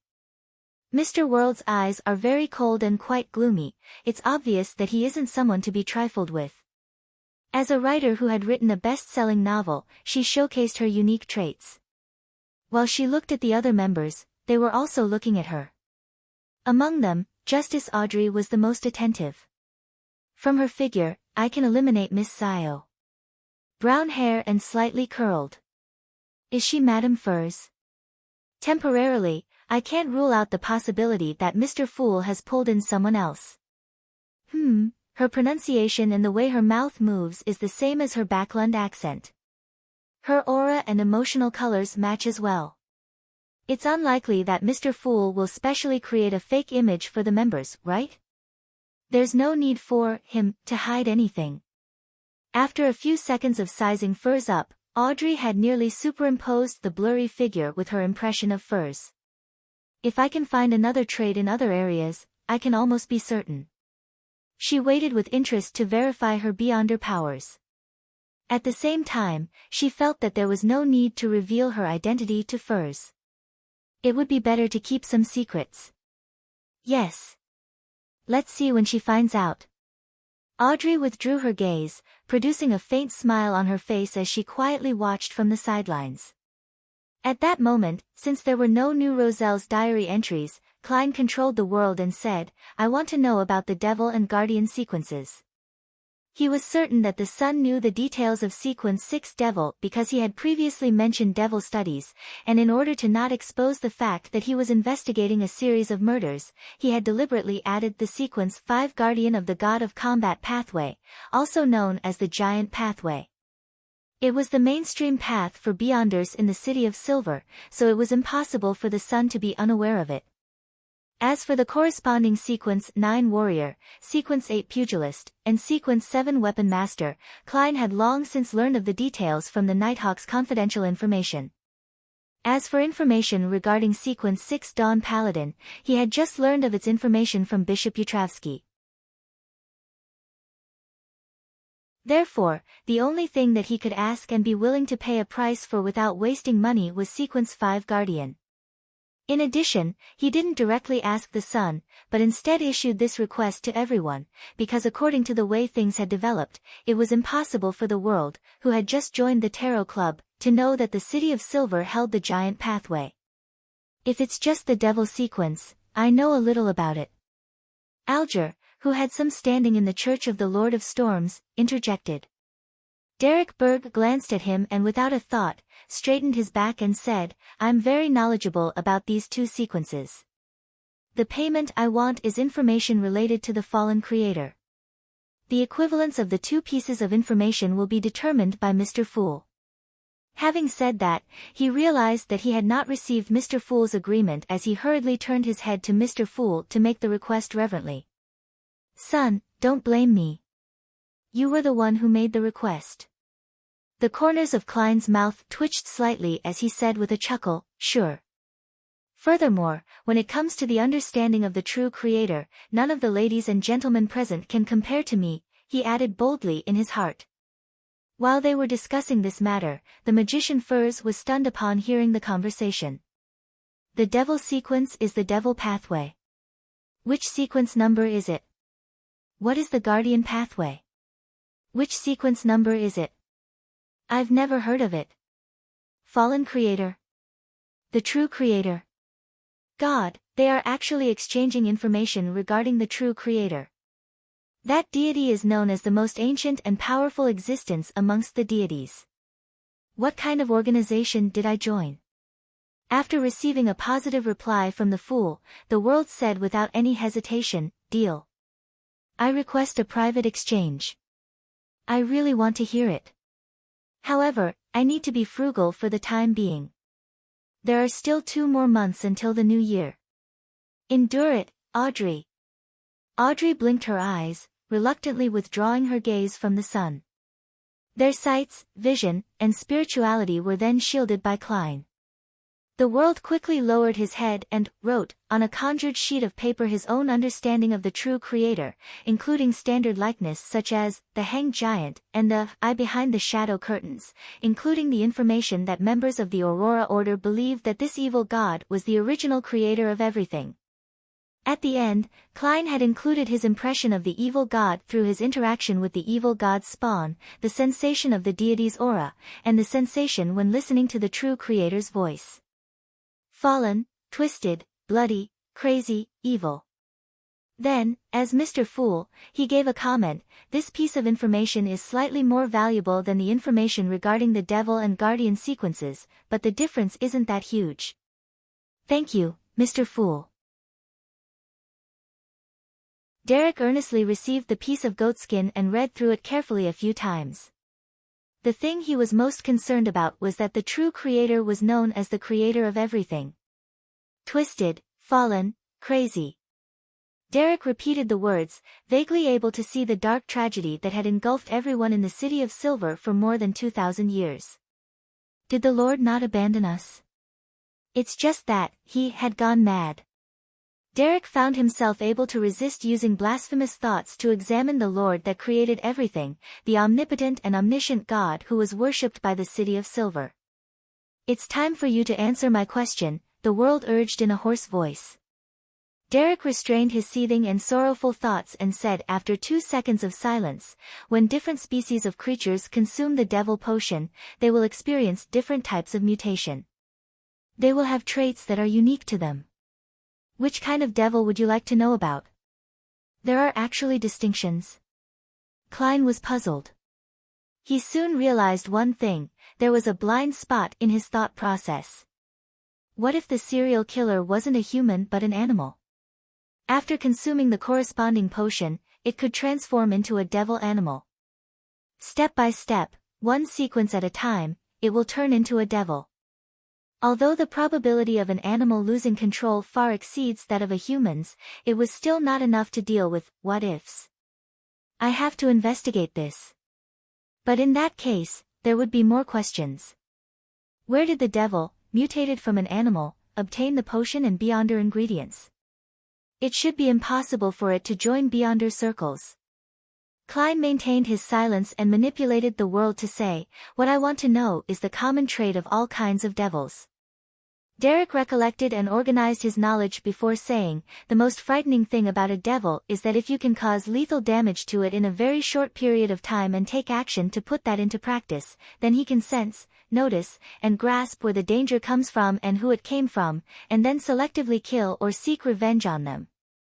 And this period of time varies from a few minutes to a day. Different devils have different instincts. This ability is a little scary. However, it's different from a clown's intuition. It doesn't seem like it can be used in combat but instead, detect the source of the danger ahead of time. It's closer to the whim ability I've read in Xianxia novels in my previous life. I don't know if I can interfere with or even block this intuition in this mysterious space above the gray fog. Would Stewart end up in danger? Klein leaned back into his chair, seemingly uninterested in the subject of the discussion between the sun and the world. Seeing that the world didn't show any signs of surprise, Derek continued, they all possess the ability to gigantify their bodies and thus break free from their bindings, temporarily increasing their strength and speed.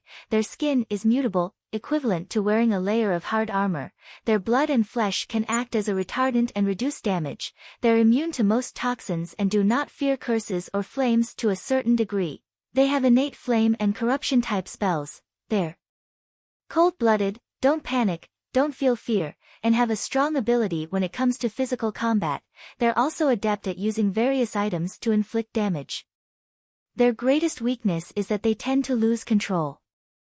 Even if they don't, they will often display a cold-blooded and cruel madness, being easily controlled by desires such as bloodlust and murderous intent. Really strong, as expected of a Sequence 6 devil. Could it be that among the 22 Beyonder paths below the high sequences, Sequence 6 or Sequence 7 are the thresholds of a qualitative change? In this respect, different sequences differ, thus they have become the dividing lines between ancient and modern mid-sequences. Klein controlled the world and said, I'm very satisfied with your information. Derek didn't act modestly. He nodded and said, Guardians seldom suffer damage. Once they enter a defensive state and give up attacking, few can break through their defenses below that of the high sequences. It's the same for numerous types of damage. When they attack, their corresponding defense will decrease significantly, but it will still be stronger than full-body armor. Their Sword of Dawn and their Hurricane of Light, as well as their other Beyonder powers, allow them to deal damage to any type of monsters. They're not confused by illusions. They can help their comrades within a certain range by taking damage and protecting them. Following the descriptions given by Derek, Klein couldn't help but sigh in his heart. Compared to a Guardian, a Dawn Paladin's defense is like that of a child versus an adult. A Guardian would probably be able to withstand the bullets of a steam rifle. In the wars of this era, they wouldn't die unless they were focused on by large-caliber cannons.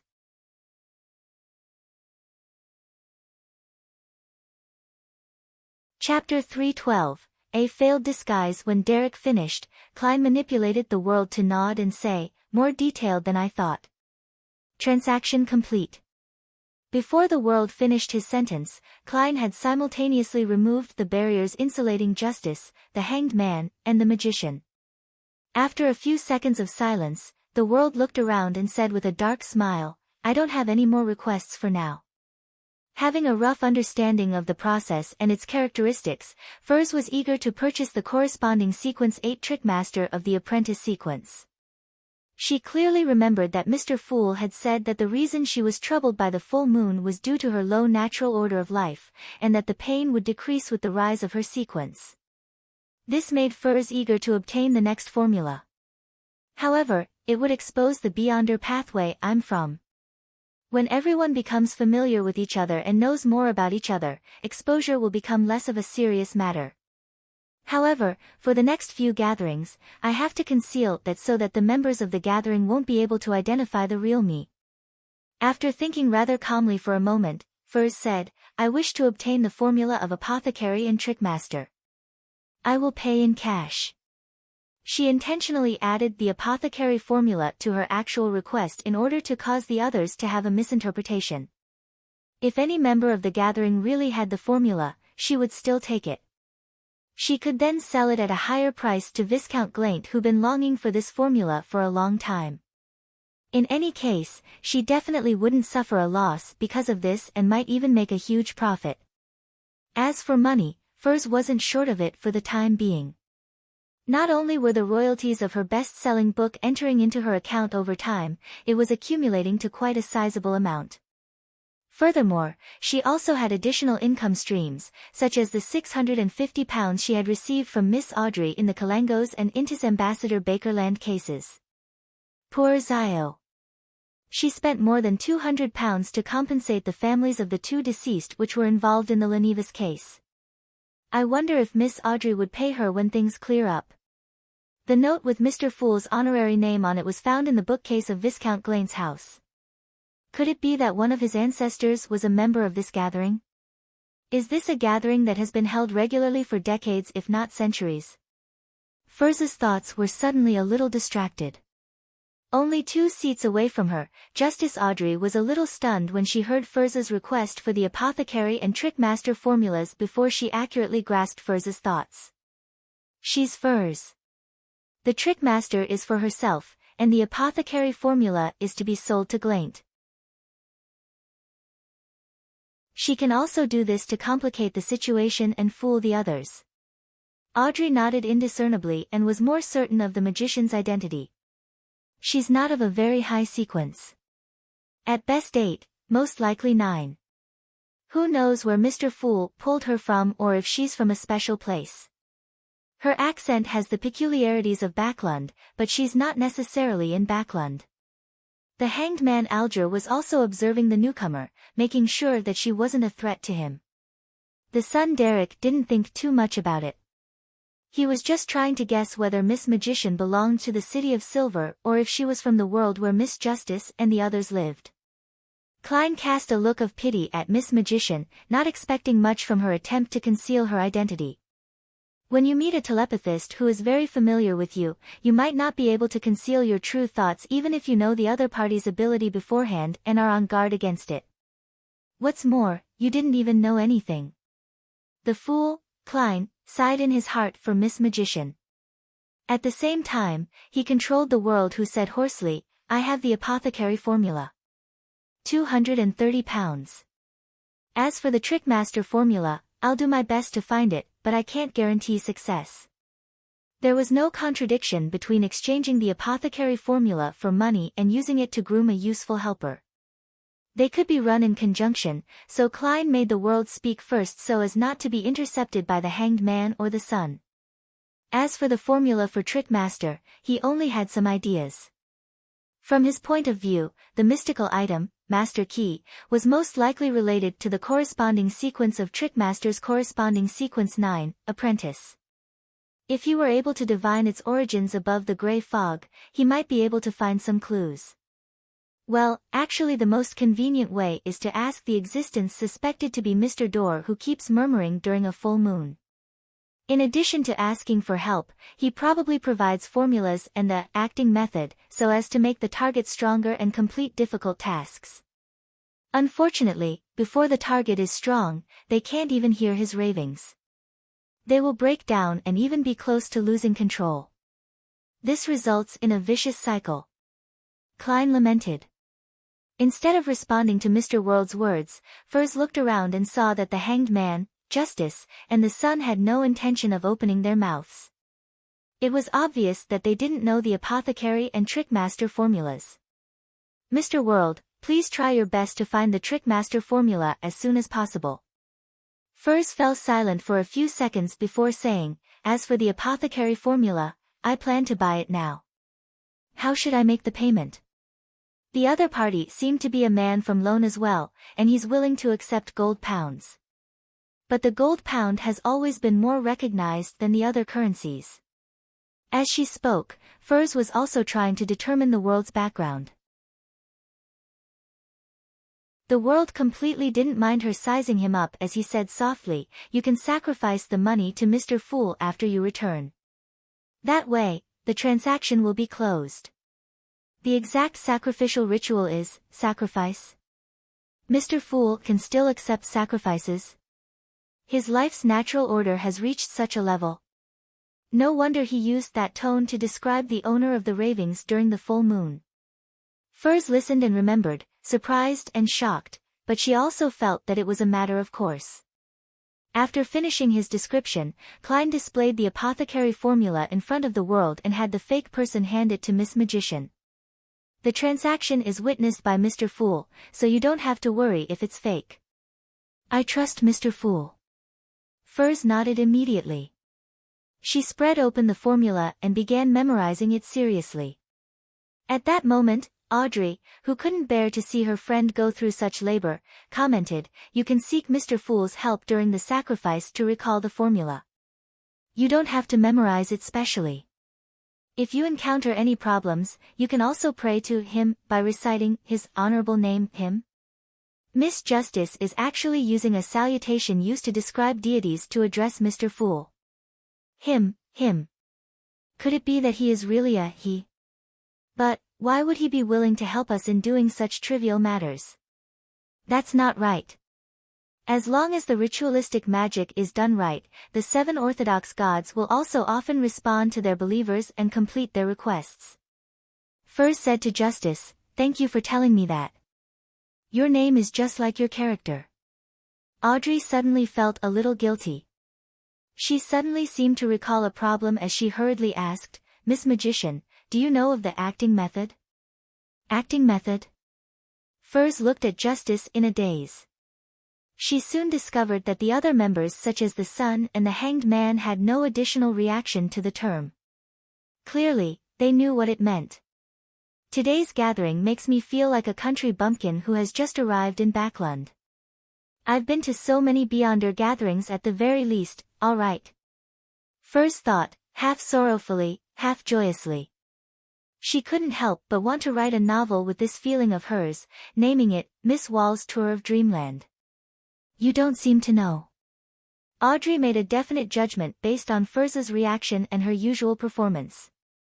She turned around and looked at the person shrouded in grey fog at the end of the long table.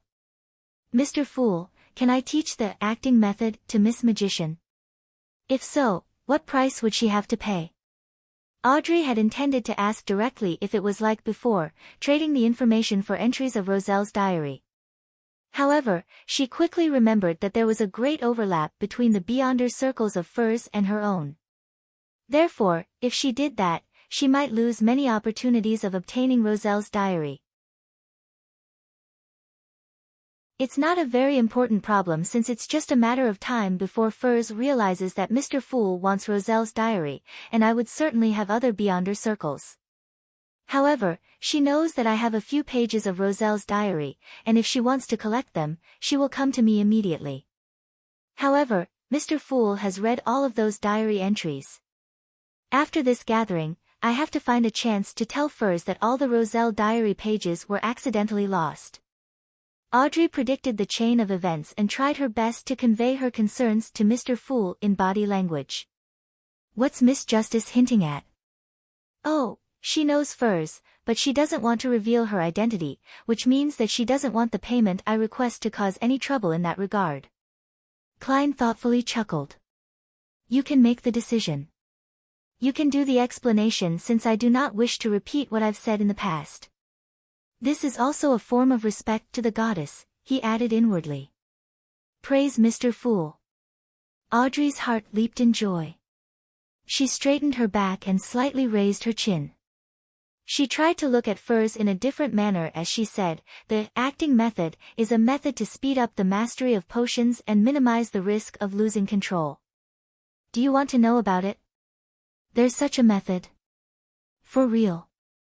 Mr. Fool is such a lofty figure, so he definitely wouldn't lie about such a small matter. Furs widened her somewhat languid eyes, pursed his lips and said, yes. As long as one was a Beyonder, there was no way they wouldn't wish to learn of similar methods. Furs suddenly felt thrilled. Audrey thought carefully and said, there are 2 requirements. 1. Without the permission of Mr. Fool, you are not to teach the acting method to others. The second is to pay £200. Her original plan was to use Roselle's diary as a benchmark for the price. The number of pages she and the Hanged Man had used to repay the debt had been converted into a corresponding price, but in reality, Roselle's diary was sold cheaply because it couldn't be deciphered, and most of the time, it was impossible to determine which was the real one. Converting that to a total price was quite a letdown to the value of the acting method, therefore, she added a little more from that benchmark. If Mr. Fool's adorer is no longer short of money, then I will take the £200, and I will look for the diary entries to repay my debt with Mr. Fool. Audrey had already thought of a follow-up deal. £200? The method to reduce the risk of losing control is £200? That's way too cheap, isn't it? Fearing that Justice would go back on her word, the surprised and happy Furs said without hesitation, deal. After she finished speaking, she felt her heart pain for the money. She felt that her bank balance was decreasing at a speed that was visible to the naked eye.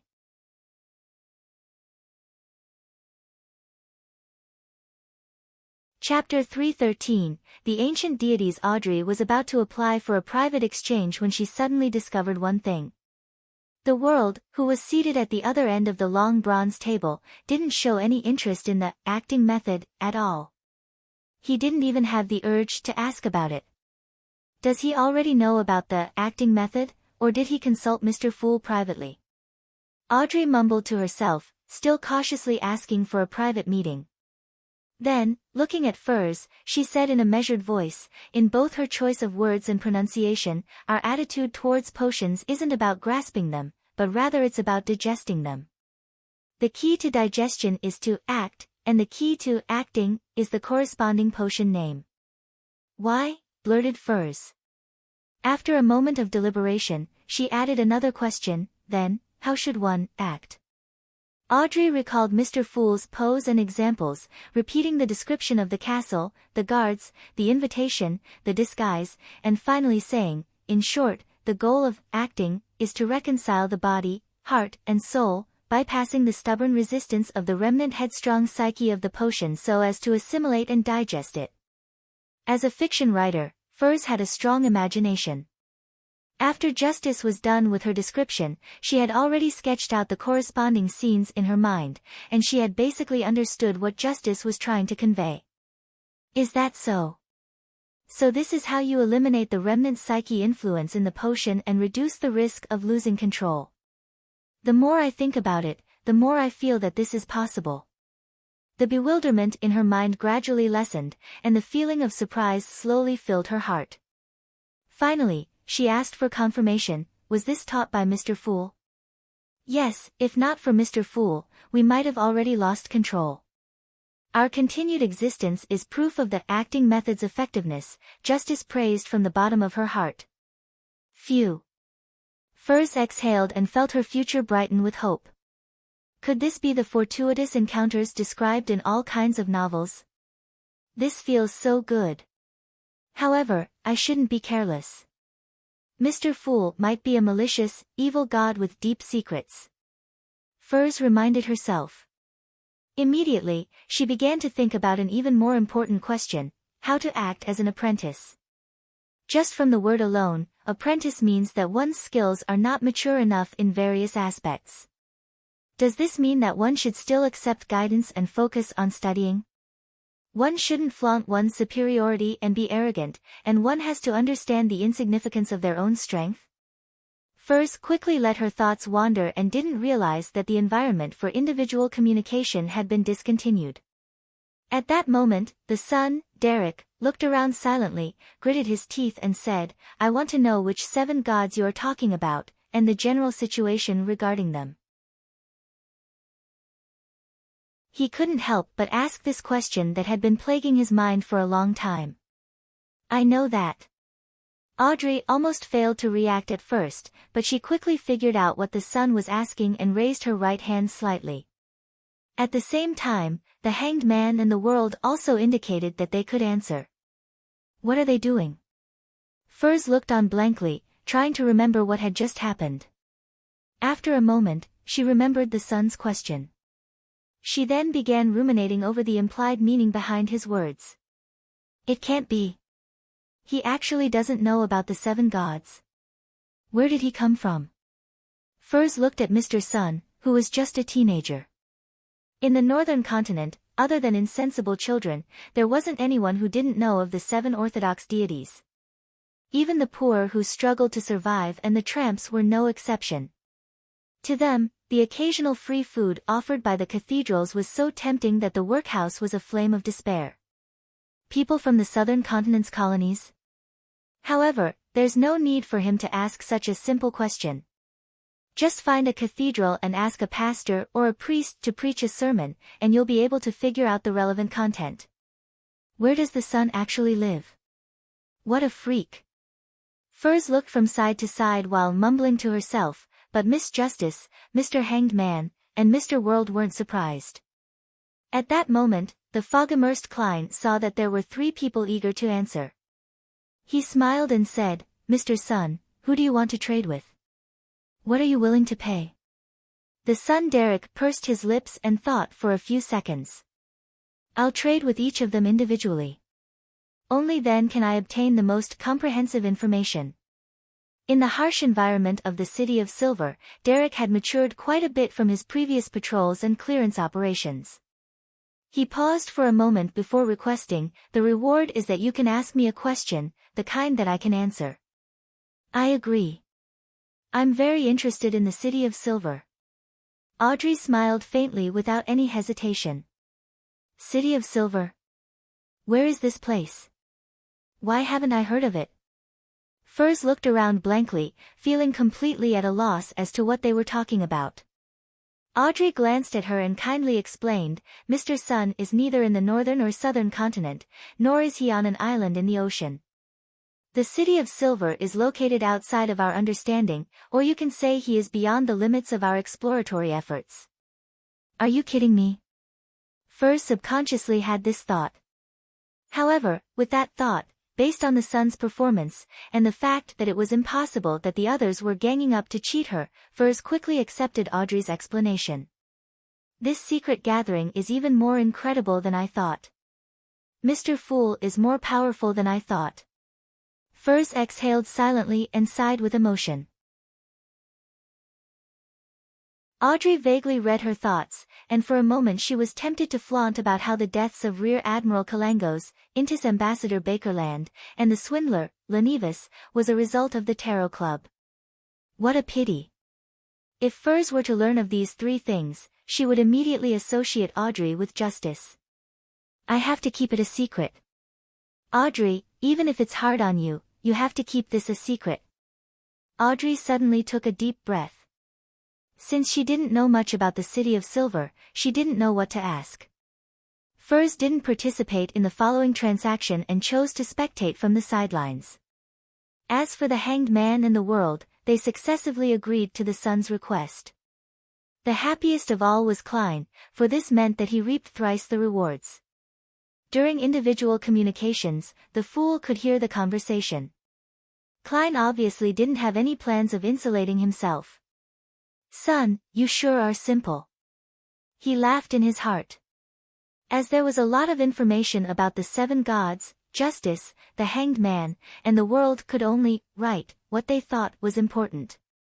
After a while, they each passed on their descriptions to the Sun. Derek quickly scanned through the information, and his eyes stopped on a few lines. In addition to the Lord who created everything, the oldest gods are the eternal blazing sun, the Lord of storms, the God of knowledge and wisdom. Those churches were the oldest churches. Why haven't I heard of any of these? I've never heard of any of these gods. I feel like there's something very important hidden here. Derek knew that each Tarot Club gathering had a time limit, so he hastily ended his review, intending to go back and pray to Mr. Fool for help in awakening his memories. Then, the first one to raise a question was Justice. Due to the serial murder, she was interested in the devil sequence, so she imitated Mr. World and asked the appropriate questions. Derek answered with verve and added something, "In the corresponding sequence 7, a beyonder of the abyss pathway can effectively interfere with divination and spirit channeling. A devil's powers sure are terrifying. I wonder if my sequence 7 psychiatrist will result in a qualitative change. Or would I need to be sequence 6? Audrey felt a little apprehensive from what she heard. The second question came from the Hanged Man. He seemed to have considered this question for a long time. Looking at the sun, he opened his mouth and said in a deep voice, "I want to know the creation myth of the City of Silver." The slightly tense Derek relaxed a little and said, "The omniscient and omnipotent God created everything and entered a state of deep slumber. The giant king, Ormur, the dragon of imagination, Ankwelt, the elf king, Sanaithrim, the vampire ancestor, Lilith, the devil monarch, Farbati, the phoenix ancestor, Gregrace, the mutated king, Kvaster, and the king of demonic wolves, Flegria split the remnant powers of authority, becoming lords of the sky, land, and ocean. They ruled over reality, the spirit world, and the astral world. They were deities who ruled over various races and were truly deities, the ancient gods." Flegria. Klein, who was listening, suddenly noticed a familiar word. Whenever he advanced, or when his condition was unstable, or when he came into contact with the remnant influence of the Antigonus family's diary, he would always hear some illusory, incomprehensible raving coming from somewhere. Hornacis. Phlegria. Hornacis. Phlegria. Hornacis. Phlegria. Klein had known for a long time that Hornacis was referring to the mountain range where the ruins of the nation of the Evernight was, but he had never known what the word Phlegria meant. And now, for the first time, he heard Phlegria coming out of someone else's mouth. King of demonic wolves, an ancient deity. But why was he involved with the Hornacis mountain range? Klein maintained his unperturbed position as he quietly listened to Derek's recount. Some of them perished in the battle among themselves, while others were stripped of their power after the awakening of the Lord that created everything, the omnipotent and omniscient God. The first part is the creation myth, and the second part is about the City of Silver's true history. Alger wanted to know more, but as the son was unwilling to say more, he could only stop in time and turn his attention to thinking. The king of demonic wolves, Phlegria, had left the stage of history in the second epoch, in the dark epoch long before the cataclysm.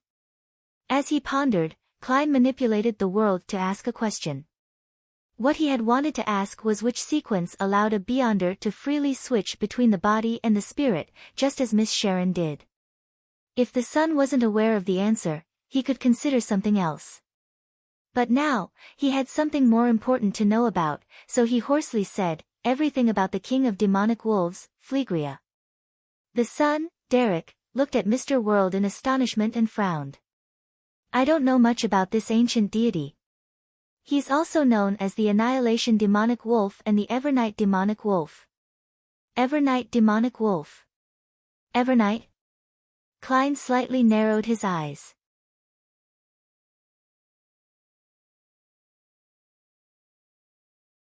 Chapter 314, Possible the Nation of the Evernight, at the peak of the Hornacis mountain range, believed in the ruler of the Evernight, the mother of the sky.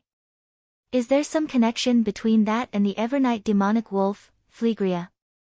The illusory ravings I hear are actually Hornacis. Phlegria. What is the connection between the ancient god, Evernight demonic wolf Phlegria and the goddess? According to Roselle, sequence 0 is equivalent to a true god, and each sequence can only have one sequence 0. The goddess had inherited the power from the Evernight demonic wolf. He wasn't the oldest deity, nor was he the eye of the creator as he claimed. Yes, there's a circumstantial clue that doesn't count as proof. The Life School of Thought worships the moon, the crimson moon that evolved from the creator's eye, but they don't believe in the Evernight goddess. Klein suddenly made several connections as he manipulated the world to speak. Is there nothing else? No. Matters regarding the king of demonic wolves, Phlegria, is also considered a myth in the City of Silver. Derek felt as though he had not given any answers. He suggested out of embarrassment, Mr. World, you can change to another question. Change the question. Little son, you're too honest. Then I won't stand on ceremony. Klein made the world say hoarsely, your honesty and trustworthiness leave a deep impression. I met a Beyonder before. He was able to freely switch between the body and spirit, and they were also able to direct zombies. Do you know which pathway this belongs to, and which sequence it is? Although it was impossible for the son, who was located in the forsaken land of the gods in the City of Silver, to form a connection with the capital of the Lone Kingdom, Backlund, Klein was cautious enough to change the pronoun referring to Miss Sharon from she to he. By the way, he's not a high-sequence Beyonder, the world added in a deep voice. Derek recalled the education he had received seriously before saying, if he's not a high-sequence Beyonder, then the Phoenix pathway can be eliminated. The Phoenix pathway. Klein deliberately made the world show a certain level of surprise. After attending so many gatherings, Derek was very clear that there was a discrepancy between the terms used by the City of Silver and Miss Justice and Company. Therefore, Derek explained without finding it strange, it's the Beyonder pathway that governs death and partly controls the spirit world. Its sequence 9 is Corpse Collector. So it's the death pathway. From the looks of it, Phoenix ancestor, Greg Race, was death during the ancient times. Klein sat at the end of the long bronze table in a composed manner. He controlled world as he nodded. I understand. You can continue. Derek replied immediately, I can only think of two possibilities. One is a type of special devil. Just like I previously said, the devils that evolve from different species can have their differences. There is a type that can freely switch between body and spirit, but they're rather rare. And they might not be able to direct zombies. Can they be humans? The world asked. No, not that I know of any similar examples, Derek said honestly. What about the second possibility? Klein thought back to Miss Sharon's usual performance in battle, and the world changed his sitting position. Derek replied seriously, mutants. Mutants? Isn't that referring to monsters? The world asked hoarsely. Klein clearly remembered that Mr. Azik had mentioned that the term mutant was the general term for humans that were put under a curse. Due to the different curses, mutants transformed into different races. They were usually the same as humans, but their hearts were always filled with a suppressed, twisted desire in their hearts. Their desires erupted when they came into contact with a certain scene or object, turning into monsters. They would then succumb to their desires for blood and bloodshed. Every time they unleashed their desires, they would become slightly more merciless and apathetic. Finally, they would lose all their positive feelings that are expected of a human. The most common mutant was the werewolf. Derek nodded frankly and said, that's right. Mutants are the various kinds of monsters that evolve from humans due to the negative effects of certain Beyonder characteristics. It's not a curse, but the negative impact of some Beyonder characteristic. Sitting upright in the thick gray fog, Klein found this to be different from what Mr. Azik had described. Is this the understanding of mutants from before the cataclysm? General knowledge in the City of Silver is quite precious to the Beyonders of the northern and southern continents. Klein became increasingly aware of the special nature of the forsaken land of the gods. At this moment, Derek continued, the characteristics which mutants possess happen to form a Beyonder pathway. Therefore, ordinary people can turn into mutants by consuming potions as well. A mutant pathway. Which pathway is this referring to? What is the name of the corresponding sequence 9? Klein asked curiously through the world. Derek ignored the first few questions, treating them as a necessary supplement. In the City of Silver, the corresponding sequence 9 is called prisoner. The mind is the prisoner of the body, and the body is the prisoner of the world. This refers to the madness that is restrained and the desire that is oppressed. Prisoner. This pathway is held by the Rose School of Thought. They're famous for their bloody sacrifices, and worship of the so-called chained god. Miss Sharon doesn't look like such a cold-blooded, indiscriminate person. Wait a minute, Merrick was apparently being pursued by some faction. Were he and Miss Sharon traitors of the Rose School of Thought? Their betrayal was because they didn't want to turn into crazy heretics? Klein speculated as he made the world say, I'm very satisfied with your answer. Transaction complete. Following that, a few members shared their experiences and news. As for Klein, he ended the tarot gathering just before his spirituality was exhausted. When the area above the gray fog returned to its peaceful state, even the fake world was gone. He then started to travel back and forth between the real world and the mysterious space, bringing the master key to the ancient palace. Although I deduced from Roselle's diary that there is a high probability that there isn't a sequence 0 for the apprentice pathway, I can't be rash. If there is a sequence 1 or 2, they might be able to counterattack effectively across space.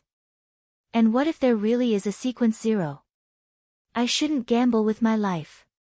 After Klein recovered, he wrote a divination statement, its origin. Next, he held the master key in his hand so as not to misdirect the moniker, it.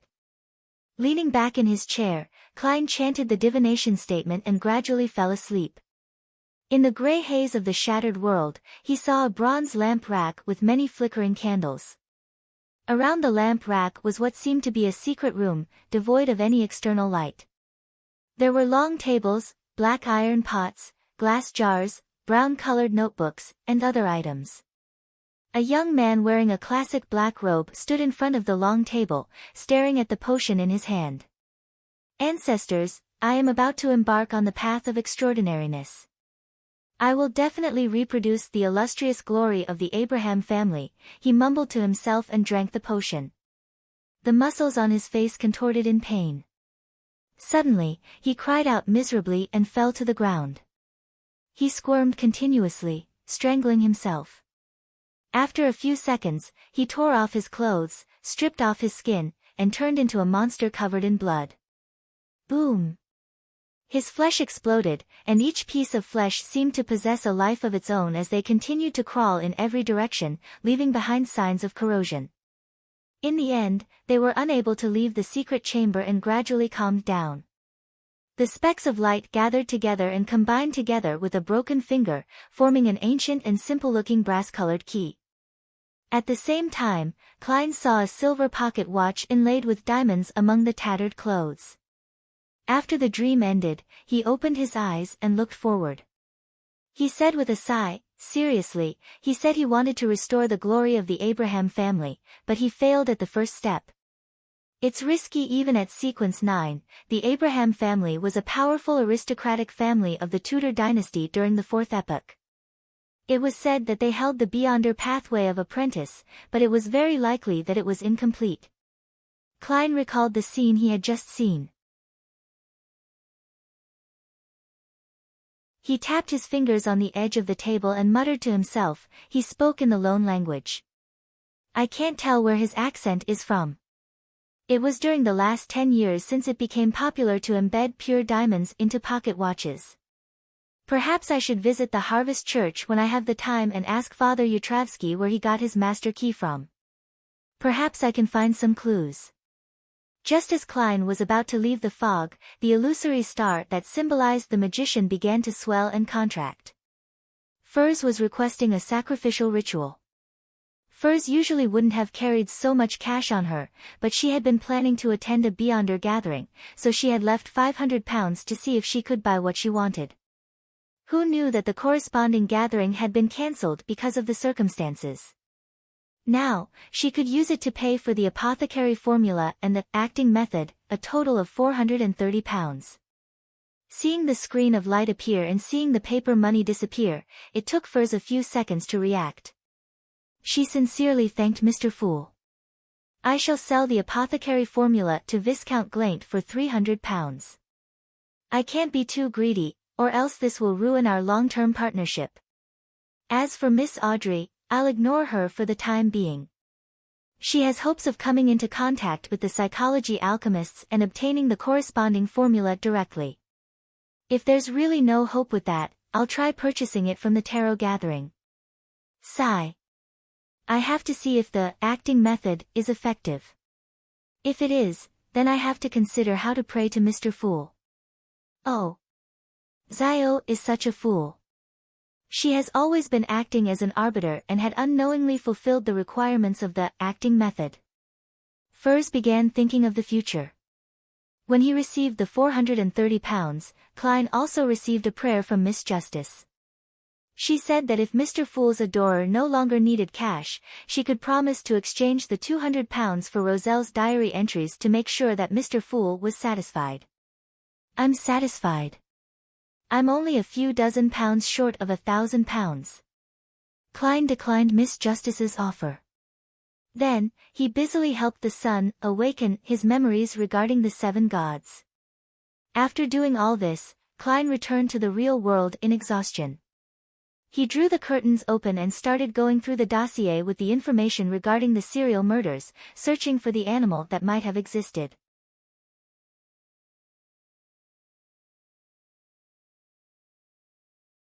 Chapter 315, Return to Harvest Church City of Silver, in a cramped room. Derek Berg was sitting by his bedside, quietly recalling the information regarding the 7 gods that he had received. The names of the deities that he had never heard of and the vague ancient myths all indicated to him that there was a new world outside which was completely different from the City of Silver. Is that a piece of land that hasn't been forsaken by the gods? Or perhaps, it's a land that is protected by new gods. Derek sat in the dark, motionlessly. Lightning flashed from time to time outside the window, bringing with it intense light. He slowly focused his thoughts on the different powers that were concentrated in the hands of the 7 gods, and he compared them with the ancient gods such as the dragon of fantasy, Ankwelt. The so-called god of combat is very similar to giant King Ormur. The Lord of Storms wields powers similar to the pixie king, Seniathrim. The Evernight goddess appears to be the fusion of the king of demonic wolves, Fleegria, and vampire ancestor, Lilith. As for the eternal blazing sun, Mother Earth, god of knowledge and wisdom, and god of steam and machinery, I can't find anyone corresponding to them. Regarding the mythical legends, I wasn't too attentive in class and missed out a lot. Phew, since there's no patrol duty during this period of time, I should head to the Spire's library and read up on them. Derek stood up and did as he planned. The problem he faced was shared by the majority of the residents in the City of Silver. When they were being educated with general knowledge, their focus was all on the practical courses such as devil studies, monster classification, charms, and Beyonder foundations. They were all focused on the knowledge that could be used to deal with monsters in the dark and increase the production of edible plants. As for supplementary classes like myth studies, they often didn't pay much attention.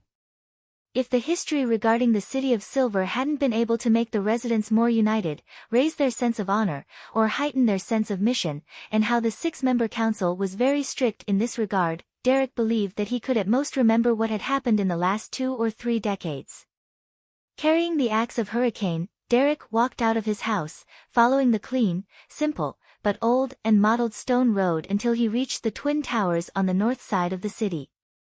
One of the spires of the Twin Towers served as the City of Silver's library, an exchange spot where merit points could be exchanged and daily necessities could be distributed. The dome was where the 6-member council resided and was rumored to contain a mystical item which had sustained the City of Silver for more than 2,000 years, as well as a repository for formulas and ingredients. Entering the spire, Derek went straight up to the 3rd floor and, according to his recollections, found the shelves where materials regarding mythology and the corresponding ancient books were stored. Just as he was about to take out a book related to the creation myth, a slender, fair-skinned, and good-looking palm rushed forward and took the book away from him. Derek traced the arm, and after a single glance, he lowered his head, pressed his hand to his chest, and said in a low voice, "Greetings, Elder Lovia." The one who had taken the book from him was one of the members of the 6-member council, Shepherd Lovia. She wore a long black robe embroidered with mysterious purple patterns. Her silvery gray hair was thick but curled up slightly. Her face was smooth and fair, her appearance gorgeous. She looked to be in her early 30s, and her pair of light gray eyes seemed to be able to pierce through one's soul. Lovia tersely acknowledged Derek's greeting and gently nodded her head without saying anything else. She silently took the ancient book and left the space between the 2 bookshelves. Elder Lovia seems to have returned to normal. She's not like before, always switching between different temperaments at random, sometimes crying, sometimes sneering, sometimes grunting angrily, sometimes indifferent. Such a thought subconsciously flashed across Derek's mind. Suddenly, he felt an inexplicable sense of fear. It was because Elder Lovia was acting normally. Normal. After reading through the entire dossier, Klein found no record of any animals. It was obvious that the original investigation had overlooked this problem. Yeah, I have to remember my earlier considerations. I can't rashly perform my own investigations. Without talking about how I don't have the special means or confidence to avoid a devil's intuition towards danger, just the possibility of me meeting a nighthawk would be a very troublesome matter. My goal is to always take an auxiliary role. My job is to analyze the case and suggest conjectures and determine if a clue is authentic. Klein considered what he needed to do. After understanding the abilities of a devil, he temporarily didn't dare to hand over the matter of investigating whether or not the previous suspects had pets to Stuart. That would have a high chance of injuring Stuart. It's only in the preliminary stage of investigations without any direction. It's likely Stuart wouldn't encounter any problems. A devil isn't like those bunch of lunatics from the Aurora Order. He wouldn't proactively expose himself. Tomorrow or the day after, Stuart will definitely hand in a report. Perhaps there might be clues that others might not be able to detect. Klein stood up and stuffed his hands into his pockets as he paced around the activity room. Now, his dilemma was on how to get the main investigation body to include animals under their radar. I definitely can't mention it directly, as that would attract the suspicion of others. It would be the same if I attempted to guide them in the dark. Klein thought carefully as he weighed the matter seriously before finally deciding on a plan. He pulled out a letter, grabbed a fountain pen, and wrote, "Dear Mr. Stanton, I thought of a problem." Previously, when the detectives were in discussion, they all found the murderer's actions skilled without any hint of inexperience. They believed that he couldn't be born with such skill and that he must have had a lot of experience to build up his foundation. Examples of such people can be surgical students from med school or a butcher.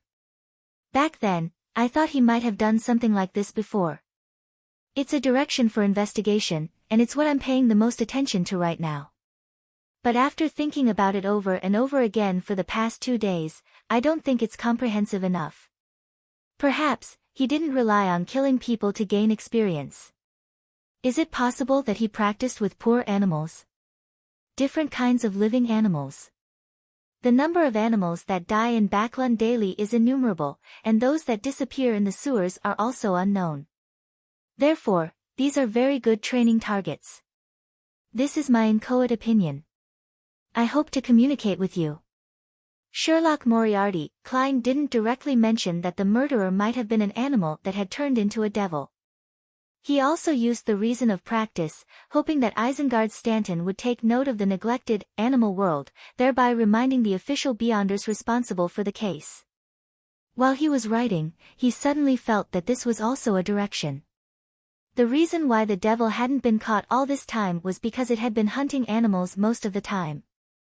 And the hunting of animals wasn't something worth paying attention to. Well, let's hope it will inspire them. Klein folded the letter and dressed up to deliver it to the mailbox at the end of the street. 15 minutes later, lawyer Jurgen, who saw Detective Sherlock passing by his oriel window again and again, finally couldn't stop his urge to open his door and asked politely, "Mr. Moriarty, did you forget your key?" Sort of." Klein squeezed out a smile.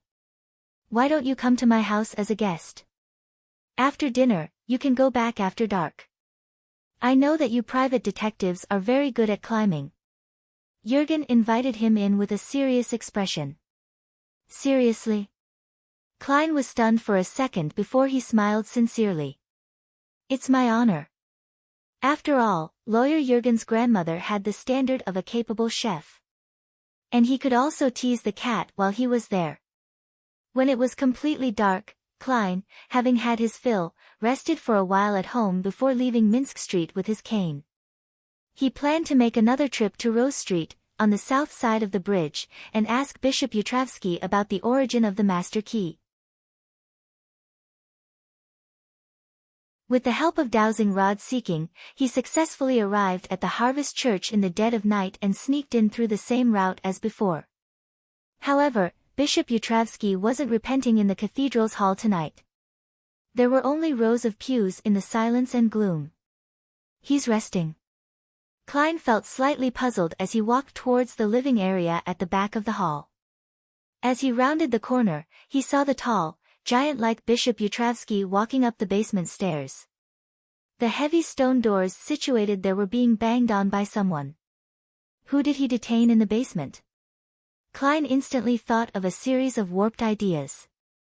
Bishop Yutravsky looked up and saw Klein disguised the same as before.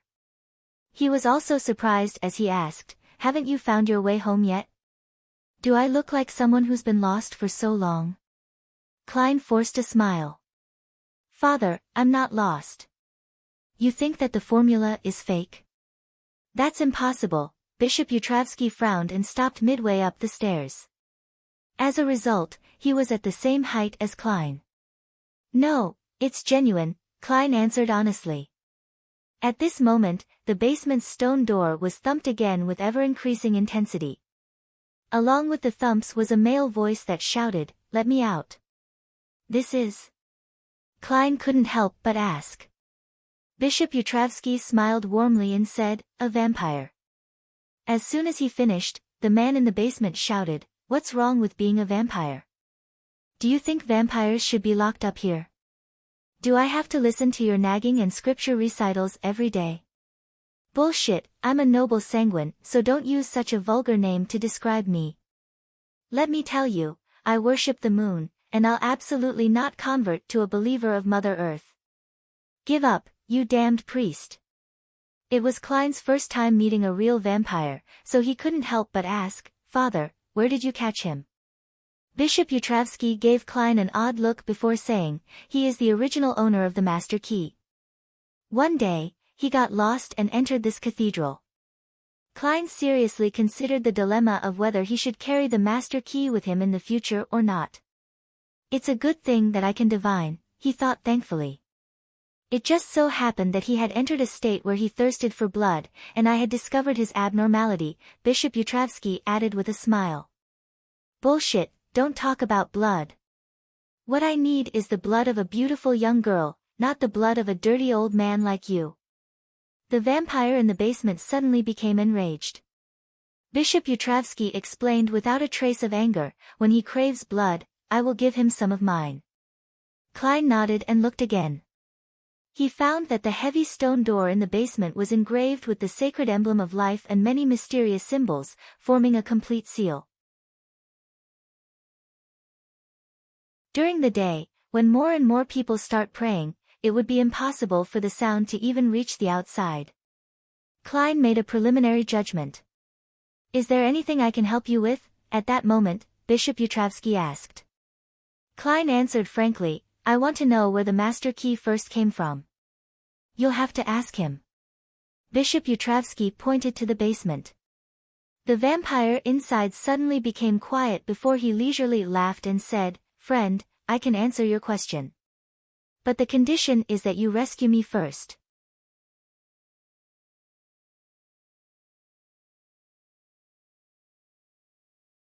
Chapter 316, Never Perform Unprepared. He actually named his price. Upon hearing the vampire's request, Klein felt both irritated and amused. He looked at the Bishop Yutravsky, who was standing in front of him, and asked, "Father, may I borrow your candle? The one that you used last time. I've forgotten what it's called." Before Bishop Yutravsky could reply, the vampire in the basement spoke in a stunned voice. "What do you want to do? What do you want to do?" At this moment, Bishop Yutravsky answered warmly, "It's called the mental terror candle." "What are you borrowing it for?" "Father, you're very cooperative. You even knew to ask." The corners of Klein's mouth curled up. "I plan to use it to directly inquire the deepest part of this friend's heart. As you know, I'm quite talented in this area, and I'm very good at such matters." Before he could finish his sentence, the vampire in the basement had already shouted, "Bastard, give up on your idea. You will be cursed if you do this to a noble sanguine." Hey, hey. I'll speak. I'll speak. I'll tell you the origins of the master key." Klein immediately chuckled. "Thank you for your cooperation." "Humph. The friend of that dirty old man naturally isn't a good person. As a sanguine, all I did was go to the hospital to steal blood bottles to drink. Why did I end up locked up in here and forced to listen to this naggy, housefly-like Bible of life?" the vampire in the basement angrily complained. "Frankly speaking, if you really are who you claim to be, and you bumped into me, at most, I would give you a warning. Unfortunately, you got lost and entered this cathedral. The priest you encountered used to kill people wantonly and enjoyed combat, but he's now pious and repentant. You can only blame your poor luck. However, with Bishop Yutravsky's recovery, he's unlikely to hurt you. At most, he will keep you to his side. Klein silently responded. The vampire in the basement paused for a few seconds and said, "About a month ago, I went to the hospital in Southborough to steal blood and ended up meeting a thief. He originally wanted to enter the hospital's finance department, but he ended up lost. He opened the door to the blood bank and ended up being caught by me. He was using that master key. He told me that he had found it back when he had burgled a particular house. He had also obtained a pocket watch with inlaid diamonds. In the basement. At first, he thought that the key would correspond to a room or safe. He made several attempts and found that the key could open all doors. This is no doubt an unimaginable surprise for a thief. After that, he enjoyed numerous successes until I caught him and confiscated his key. Damn, I didn't expect that the key would make one get lost back then. It matches the scene I saw with my divination. However, is there a curse on the master key? The previous owner was detained because he got lost, and the owner before that was caught red-handed because he got lost. Perhaps I should really throw it into the space above the gray fog and take it out when I need it. But, that will be a lot more troublesome and might cause delays to certain matters. Klein controlled his expression and asked unhurriedly, "Did the thief say where he stole it?" The vampire in the basement mumbled, "Are you doubting my intelligence? How could I not ask about this?" He said it was in the area south of the bridge, 48 River Bay Avenue. I was planning to check it out when. Damn it. Alright, I'm done answering. Don't disturb me anymore. Klein didn't leave just because he received an answer. Instead, he slowly took out a halfpence copper coin and recited softly, "He's lying." After repeating it 7 times, Klein's eyes turned dark, and he flicked the coin up. He watched it spin in the air before it landed in the palm of his hand. It was heads, indicating a positive response. In other words, the vampire was lying. The thief's description coincides greatly with what I had seen through divination, so they confirm each other. The vampire must have lied about the exact address. Klein looked at Bishop Yutravsky and said with a chuckle, "He lied. Let me think about the reason why he lied. It would be very unwise of him to vent his anger and seek revenge on me, who is completely uninvolved. It would also be very detrimental to his situation. So, I think he's actually using this method to call for help. That address might very well belong to a companion of his. Father, do you plan on paying a visit?" The basement suddenly fell silent. After a few seconds, the vampire laughed and said, "I just didn't want to tell you that easily. You threatened me just now, so I lied to take revenge on you. Isn't that normal? I can hear how forceful you are at trying to calm yourself down." Klein smiled and said, "Then, what's the real answer? If you continue lying, I don't mind sending this address to the 3 churches. I'll just say that it has something to do with the recent serial murders." Humans are really vicious, the vampire sighed through gritted teeth. The area south of the bridge, 32 Verdi Street. Klein tossed the coin again and got the result that the vampire wasn't lying. It seems like vampires don't have the ability to interfere with divination. I should confirm it above the gray fog when I'm back. Klein pressed his hand to his chest, faced the heavy stone door, and bowed. "Thank you for your cooperation." The vampire in the basement snappily replied. As Klein turned to leave, the vampire suddenly shouted, "Remember that my name is Emlyn White. Remember, my name is Emlyn White. Why do I have to remember your name? It's not like I'm going to save you." Without preparation, and without a home ground advantage, I'm no match for Father Yutravsky, and he has the mystical item to transfuse blood. Could it be that this vampire's companion will offer a bounty, and he wishes for me to sell this information? Klein was surprised for a moment before he walked out of the Harvest Church without a word. After finding a secluded place, he undid the spirit pendulum wound around his left wrist and started to divine if he should visit 32 Verdi Street at that very moment. The answer he got was that there was some danger, but it wasn't too high. There is certain danger. Where's the danger? What kind of danger would it be? Klein carefully analyzed the situation, suspecting that the apprentice who died from losing control had turned into a ghost-type monster due to its intense grievance. Furthermore, it was a relatively strong one at that. That's not right. That thief clearly came out with the master key without encountering any trouble. Could it be that the danger is in another secret location in the house? Klein thought for a moment and decided that it would be best for him to go only when he was sufficiently prepared.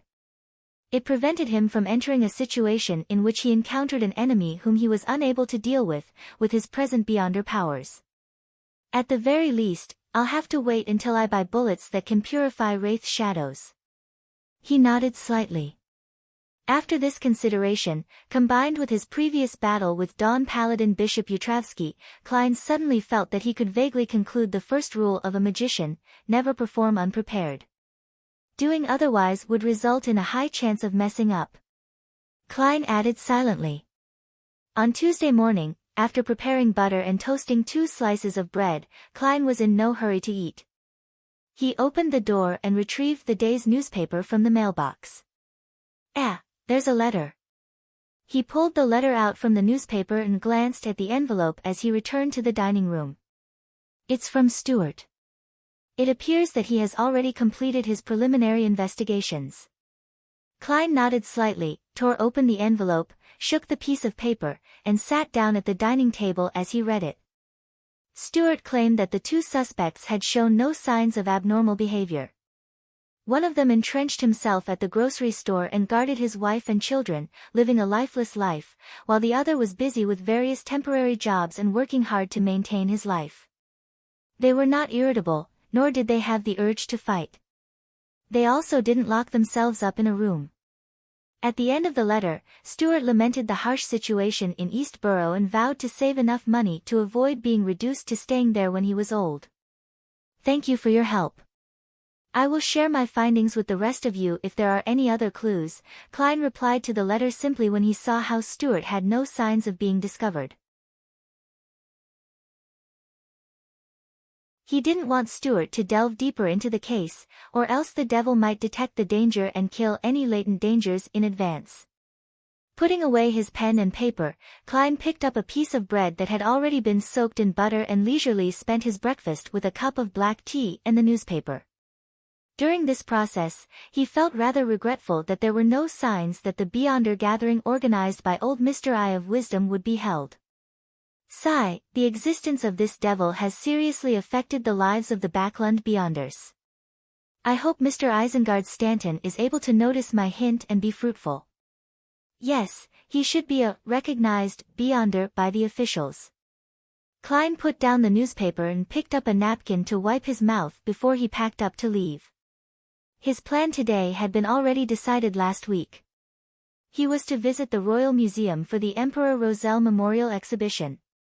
In Empress Borough, the opulent villa of Count Hall. Audrey was wearing a light lace dress and Dawn's snow-white fur as she waited for her personal maidservant, Anne, to help her put on a soft hat with pearls and a thin fishnet veil. Beside her, Susie sat there with a bow tied around her neck. My beautiful little princess, where do you plan on going? Count Hall asked, stroking his fine mustache as he descended the stairs. Audrey's eyes replied with bright eyes, Father, I plan to attend the Roselle Memorial Exhibition. I can take a look at the original diary of Emperor Roselle and find a chance to get some for Mr. Fool, she added in her mind. Count Hall muttered to himself, why are you going today? There will be a lot of people, and the scene will be very chaotic. Yes, I'll get someone to coordinate with the Church of the God of Steam and Machinery. After the official exhibition is over, they'll open its doors specially for you and your friends for half a day. That way, you can have a quiet and undisturbed tour. If you have anything you wish to look at closely, you can discuss it with them directly.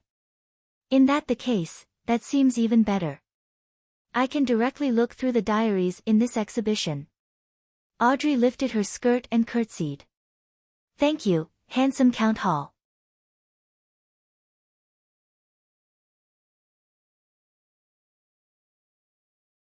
Chapter 317, Roselle Memorial Exhibition, Westboro, 2 Kings Avenue, Royal Museum. Although it wasn't a weekend, there was a long line at the door when Klein arrived. According to the descriptions in the newspapers and magazines, he knew that the world's middle class had fewer ways of entertaining themselves. Other than reading newspapers, reading novels, listening to opera concerts, playing tennis and squash, enjoying plays, and holding or attending banquets, there were only 3 options: going to a park, going to an exhibition, and going on vacation.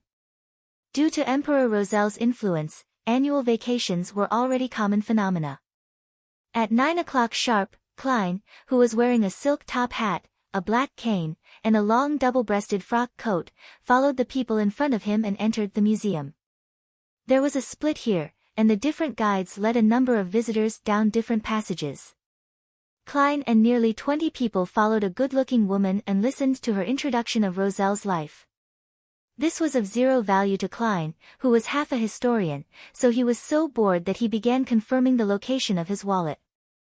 Since his wealth had soared to £952, just a step away from £1,000, his wallet could no longer hold so much cash, and he could only carry some of it selectively.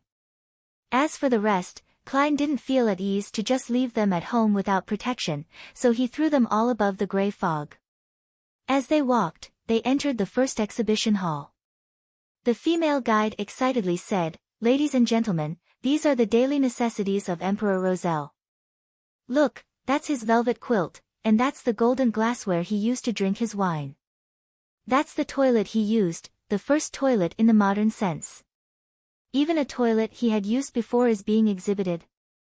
Klein suddenly felt some sympathy for Roselle.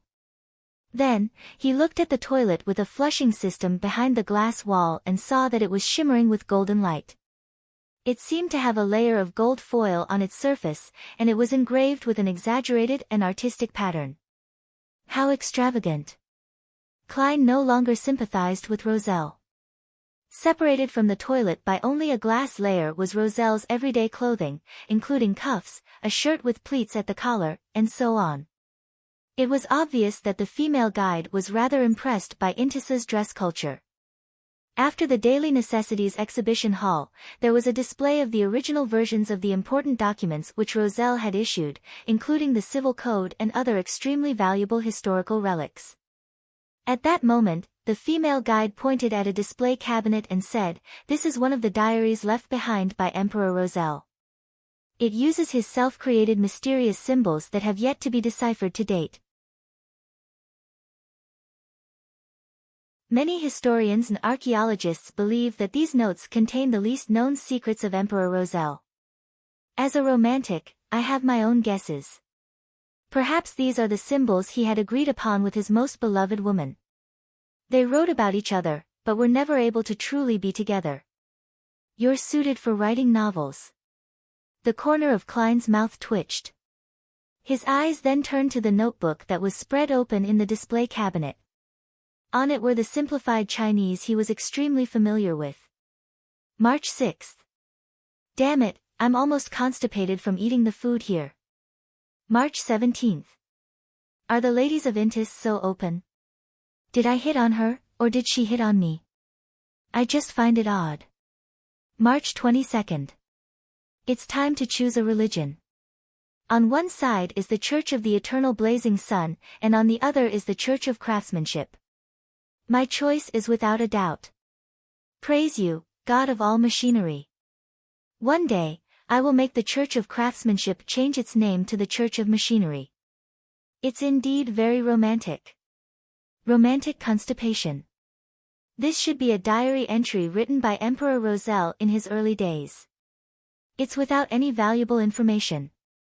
His handwriting is even uglier than mine. Klein looked away and sked. Of course, he only saw the 2 pages that were spread open. He didn't know what else was on it. I wonder how the security measures here are. I wonder if there is a chance of sneaking in and flipping through them. Klein looked around and saw that there were quite a few security personnel on the surface. Perhaps there are beyonders from the Church of the God of Steam and Machinery, he muttered under his breath and followed the female guide as he blended in with the crowd. He entered the next exhibition hall, which was called The Gentle Roselle. This is Emperor Roselle's first love letter. This is his first love poem he created, When You Are Old. The female guide looked at the manuscript in the display cabinet with glimmering eyes. Shameless. Yeats's coffin can't be held shut any longer. Klein couldn't help but lampoon. This is a bracelet he made. This is the original manuscript of his novel. The female guide introduced with a tone of extraordinary adoration. Klein tried hard not to let his expression change. Of course, he also believed that Emperor Roselle, who was an artisan in his beyonder profession, was definitely very skilled in his craftsmanship. This is the basic education textbook that he improved to educate his children. Each word has its own corresponding picture. It was a little game he had invented for his children, similar to Intis chess, but somehow it didn't become popular. These are the toy blocks he invented, these were also for his children, the female guide said in a gentle tone without even realizing it. Isn't this fucking Chinese chess? Furthermore, Lego wants to collect the licensing fees from you. Klein could only smirk to hide his other emotions. With a single glance, he noticed that there was a woman over 1.7 meters tall standing in front of this display cabinet. The lady had chestnut hair that fell to her waist, and she had a perfectly proportioned figure. She was neither fat nor thin. She wore a lace dress which had the vibes of a young girl, but she wore a black, out-of-fashion bonnet, and a fishnet veil hung down, concealing her face. She stood in front of the display cabinet and stared at the items inside for a long time without leaving. Even when Klein and the others followed the guide to the next exhibition hall, she remained rooted to the spot. After passing through a few more exhibition halls, the female guide pointed ahead and said, "The next thing you will see is Emperor Roselle's restored study. Of course, it's only a part of it." As she spoke, Klein and the others entered the exhibition hall as the area before them opened up. It was almost like a library, lined with shelves which were 2 stories high. There were ladders sitting beneath them and aisles between them leading to a 3-dimensional book park. You can imagine how the owner of this place had once climbed up and down the ladder in search of the book that he wanted to read. The guide painted a vivid picture. No, Roselle would definitely send his servants to seek it out for him. He wouldn't do it himself. Klein silently refuted. In the center of the row of bookshelves were desks, chairs, brass lampstands, and the like. They were all protected under the cover of glass and were blocked from making contact with the outside world. With a single glance, Klein found a stack of manuscripts which were all yellow in color. The stack of manuscripts weren't spread out, so one could only see the contents of the first page. It was a drawing of a rectangular object with a detailed description. This is a portable, miniaturized application of the telegraph. Through it, one can connect to the person holding the same item and receive and exchange information. You can even converse with them directly. This requires better positioning. I think we can boldly cast our sights to the sky. There are no obstructions in the sky, and it would allow for better transmission of signals. Emperor, you aren't even letting go of a cell phone. Klein couldn't help but facepalm. At that moment, the guide introduced the stack of manuscripts. These record the wonderful ideas of Emperor Roselle. They record inventions which he was unable to turn into reality in time. They record the glory of what our human civilization is capable of. Klein didn't pay any attention to the flattery and instead casually sized up the other things. Suddenly, he noticed a bookmark in a hardcover book on the desk. The exposed part of the bookmark depicted a drawing which was randomly drawn by a child.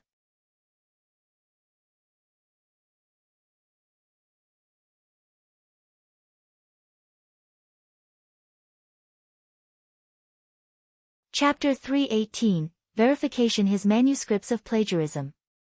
No, his manuscript of creativity should be considered a very valuable book.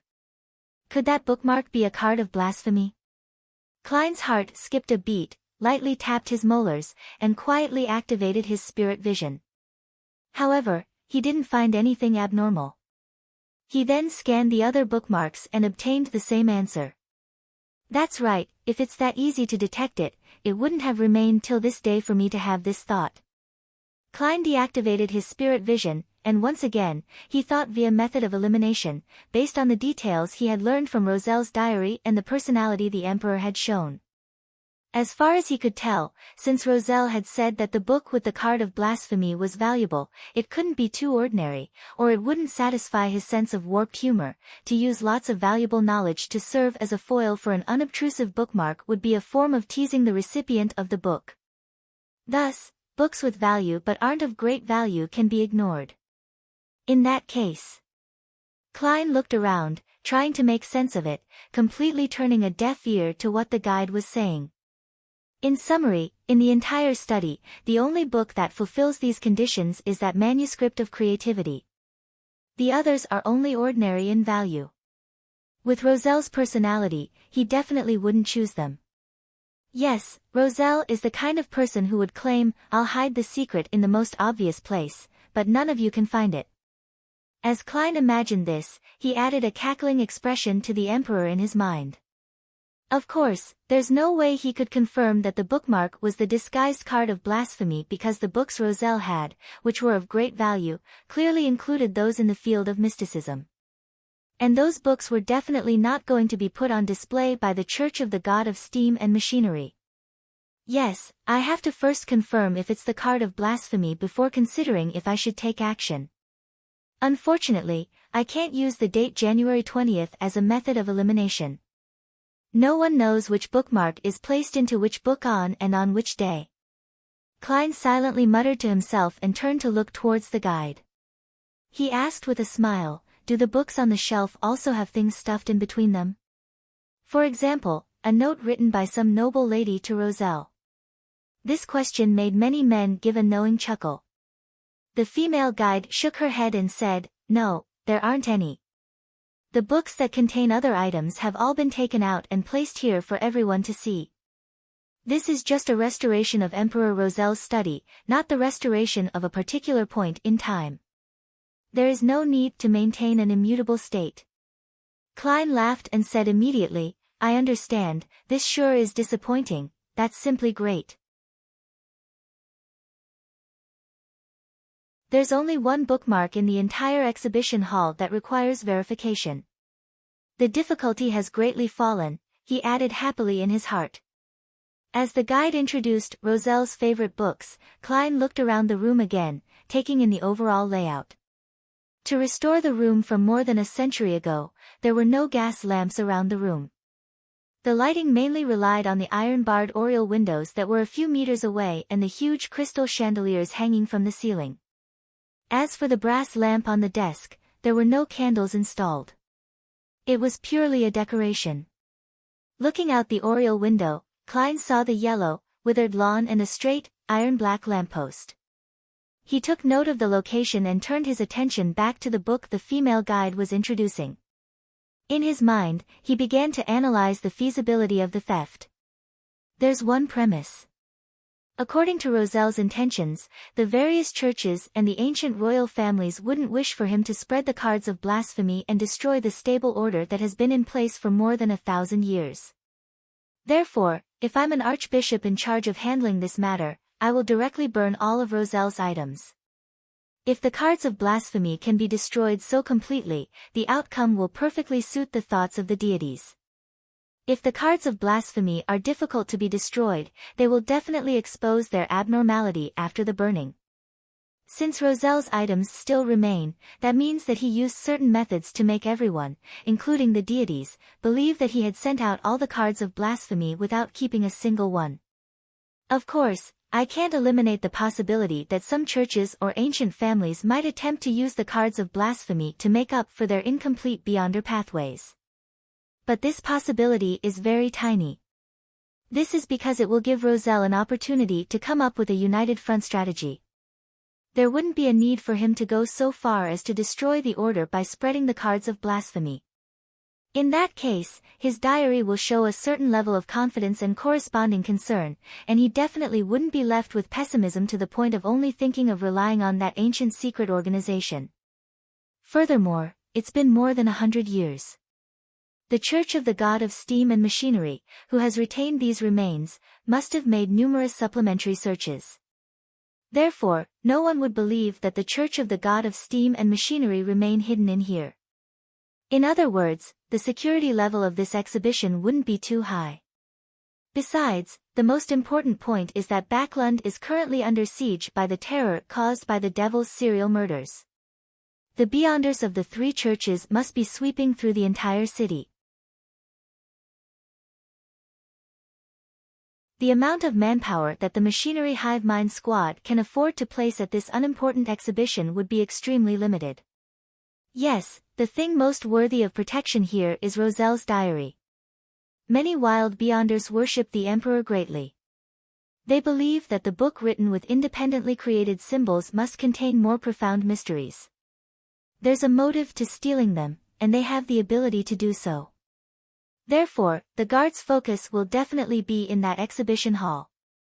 I'll do a divination above the gray fog when I'm back to verify my analysis. However, I have to first test if it's a card of blasphemy. Otherwise, I would be taking a certain risk and wasting tremendous effort only to steal an ordinary bookmark. If that happened, I might as well lie back in my grave. Yes, how should I verify it? It can't wait till I infiltrate again, and I don't have an opportunity to do so now. I have to find someone to help. I have to be careful. Kleins followed behind the guide with a focused expression as though he was very attentive. Miss Magician is an apprentice. She is able to go through walls and doors. It's like she possesses a master key, so she's a good candidate. However, she's only sequence 9. The mission of infiltrating to do the verification is way too dangerous for her. Miss Zio? No, she wouldn't be up to this. Let her get a thief to help. No, that won't do. There are Beyonder guards here. The thief would most likely get caught on the spot, which will expose the fact that someone is looking into Roselle's bookmark. Miss Sharon. She's powerful enough, and her state is suitable for this kind of quest, but the problem is that the card of blasphemy is a divine object that can make most Beyonders willing to kill. I still don't trust her enough. Klein thought, analyzing the helpers he could use. Gradually, he had a candidate in mind, Miss Justice. Is it possible for her to use her wealth and power as a noble to touch the bookmark, using her interest as an excuse? There are plenty of opportunities. Furthermore, this method won't alarm anyone. It would be beneficial for me to sneak in and steal it in the future. The more Klein thought about it, the more he found it feasible. As for the question of how to verify it, as the card of blasphemy possessed anti-divination and anti-prophecy characteristics, the only solution he could think of for the time being was to attempt to destroy the bookmark. Doesn't anti-divination and anti-prophecy mean that using a similar method on a particular object that hides a card of blasphemy would result in failure or interference? Wouldn't that be tantamount to exposing itself?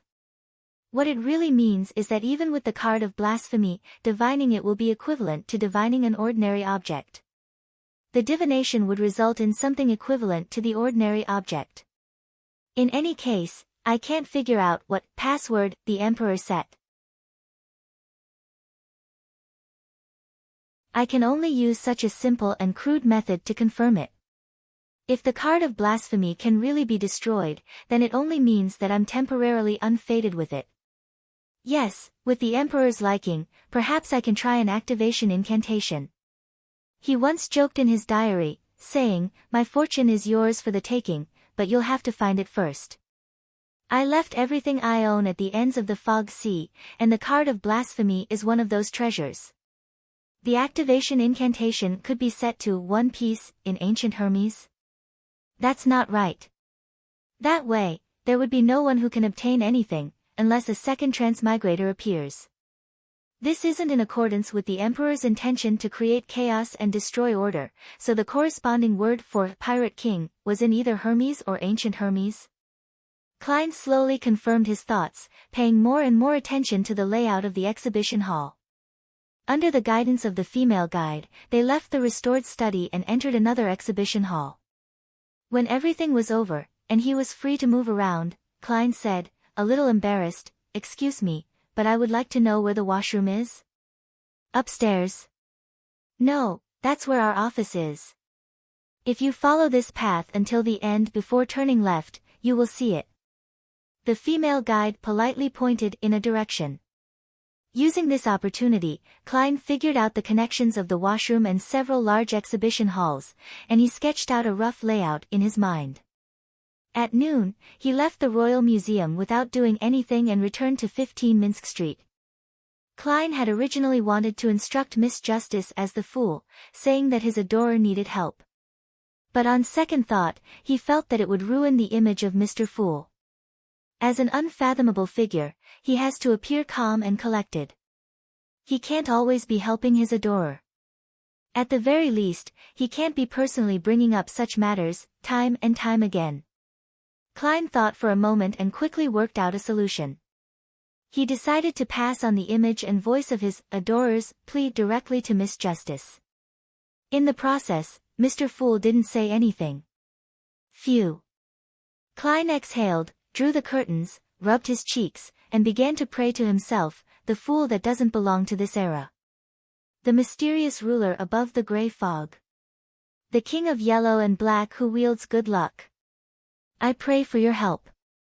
I hope that someone can help me touch the bookmark in Roselle's manuscript of creativity. Help me inflict small and unnoticeable damage to it and tell me of its results. While doing so, one can recite the corresponding term for pirate king in Hermes or ancient Hermes. No matter who helps me, even if there isn't a reaction, I will be willing to pay them £500. This can be deducted from the £5,000 that has not yet been paid. If there is a reaction, I am willing to give more. After doing all of this, Klein waited for a moment before entering the gray fog, and he saw the scene of his prayer displayed on the screen of light. After divining that, the theft of the bookmark in the Royal Museum involved a certain amount of danger but wasn't too high, he extracted the plea, and added more of a mosaic effect to it. He also distorted his voice slightly, and he threw it into the illusory star that symbolized Miss Justice.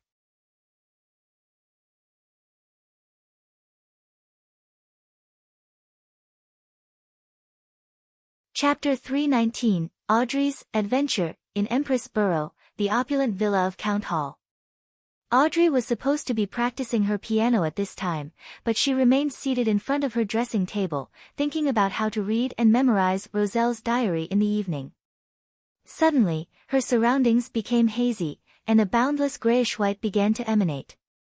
In the middle of the gray fog, the fool's figure sat high above. He was listening to a man who was barely visible prey. I pray for your help. I hope that someone can help me touch the bookmark in Roselle's manuscript of creativity. How does Mr. Fool know that I'll be visiting the Roselle Memorial Exhibition this evening after the museum is closed, and that I'll have the opportunity of touching some items? Audrey listened in a daze. Although she was amazed, she didn't find it odd. With Mr. Fool's stature and abilities, being aware of such a trivial matter is very easy. As for how he learned of it, there was no need for ordinary beyonders to attempt to comprehend it. Audrey was about to reply when the fool spoke in a low, flat voice, "You can choose to accept this request or not." Audrey pondered for 2 seconds and said, "Respected Mr. Fool, I can try, but I can't guarantee success." She wasn't really interested in the minimum reward of £500. The reason why she had accepted the mission was that she was curious about the special nature of the bookmark left behind by Emperor Roselle, which was so important to the adorer of Mr. Fool that he offered an uncapped price. Anyway, I was going to look through Roselle's diary today, so it's convenient. Audrey thought. Amidst the fog, the fool nodded slightly and replied with a single word, "Okay." When the illusion was completely gone, Audrey turned her gaze to the dressing mirror and seemed to examine herself closely. Feeling both nervous and excited, she began to make plans for the evening operation. I cannot let them notice anything unusual. Even if Mr. Fool's adorer does take any action later, I cannot become a suspect. It's definitely not okay to only touch that bookmark. The moment it's lost, all eyes will be focused on me. Yes. So, I need to show equal interest in all the other objects. I cannot let others notice that my main goal is that bookmark. The entire process has to be fluid, nothing sudden, and it has to be reasonable and logical. How should I cause inconspicuous damage? It's just a bookmark. Audrey's eyes swept across the items on her dressing table without focus. Suddenly, her gaze fell on an open jewelry box and focused on a pair of gemstone earrings adorned with fine needles. The corners of her lips curled up, bit by bit, as her eyebrows and eyes slightly curved as she muttered to herself, with Susie's help, it should be enough. It was 6 o'clock in the evening. Backlund, that hardly ever saw the sun during the current season, was already dark, and the gas lamps were lit up. After the Royal Museum sent off the last batch of ordinary visitors, it received a group of visitors composed of the young lady from a count family, the child of a duke, and a young viscount. As the machinery hive mind knew that some of the aristocratic children were foppish people who frequently caused trouble, the captain of the machinery hive mind's Westboro squad, Max Livermore, was responsible for guarding the memorial. He had no choice but to disguise himself as a security guard and stay close by to prevent any accidents. His hair was neatly combed as he wore a monocle, making his scholarly appearance akin to a college professor. The monocle was actually a sealed artifact, codenamed 3-1328, named Eye of Crystal. With it, Max Livermore could see the spiritual body directly, as well as ghosts and shadows. There was no need to fear beyonders who used these usually difficult to detect entities to cause chaos or engage in theft. Of course, this sealed artifact also had a significant disadvantage. It could easily attract monsters like wraiths and shadows to the vicinity. If it was worn for a long time, one's vision would suffer irreversible damage. In the gloom of Backlund, she's like the bright sun. At that moment, Max was looking admiringly at the blonde girl with blue eyes to his side. Audrey looked with great interest at the toilet, which was gold-plated and engraved with intricate patterns. She asked the guide beside her, "Is this the first toilet in the modern sense?" "Yes, I personally believe that this is one of Roselle's most outstanding contributions to human civilization. The sewer works that go with it have changed the phenomenon of filth being all over the streets of Trier." The guide originally wanted to say the word feces, but after looking at the girl in front of him, he felt that he couldn't lose his elegance. Audrey hesitated and asked, "Can I touch it? Can it still be used normally?" Viscount Glaint asked with a laugh from the side. "Why are you so curious about this? No matter how old it is, it's ultimately still a toilet." The other aristocratic children who were on good terms with them all laughed. "No, Glaint, you don't understand. This is the glory of human civilization." Audrey smiled faintly in response but barfed inwardly. "If it wasn't to fulfill the request of Mr. Fool's adorer, I wouldn't want to do this either." She sighed helplessly. The guide chimed in, "What Miss Hall said is very right. The glory of human civilization isn't only reflected in firearms and other weapons that have changed the form of war, but they also shine in every detail of our lives.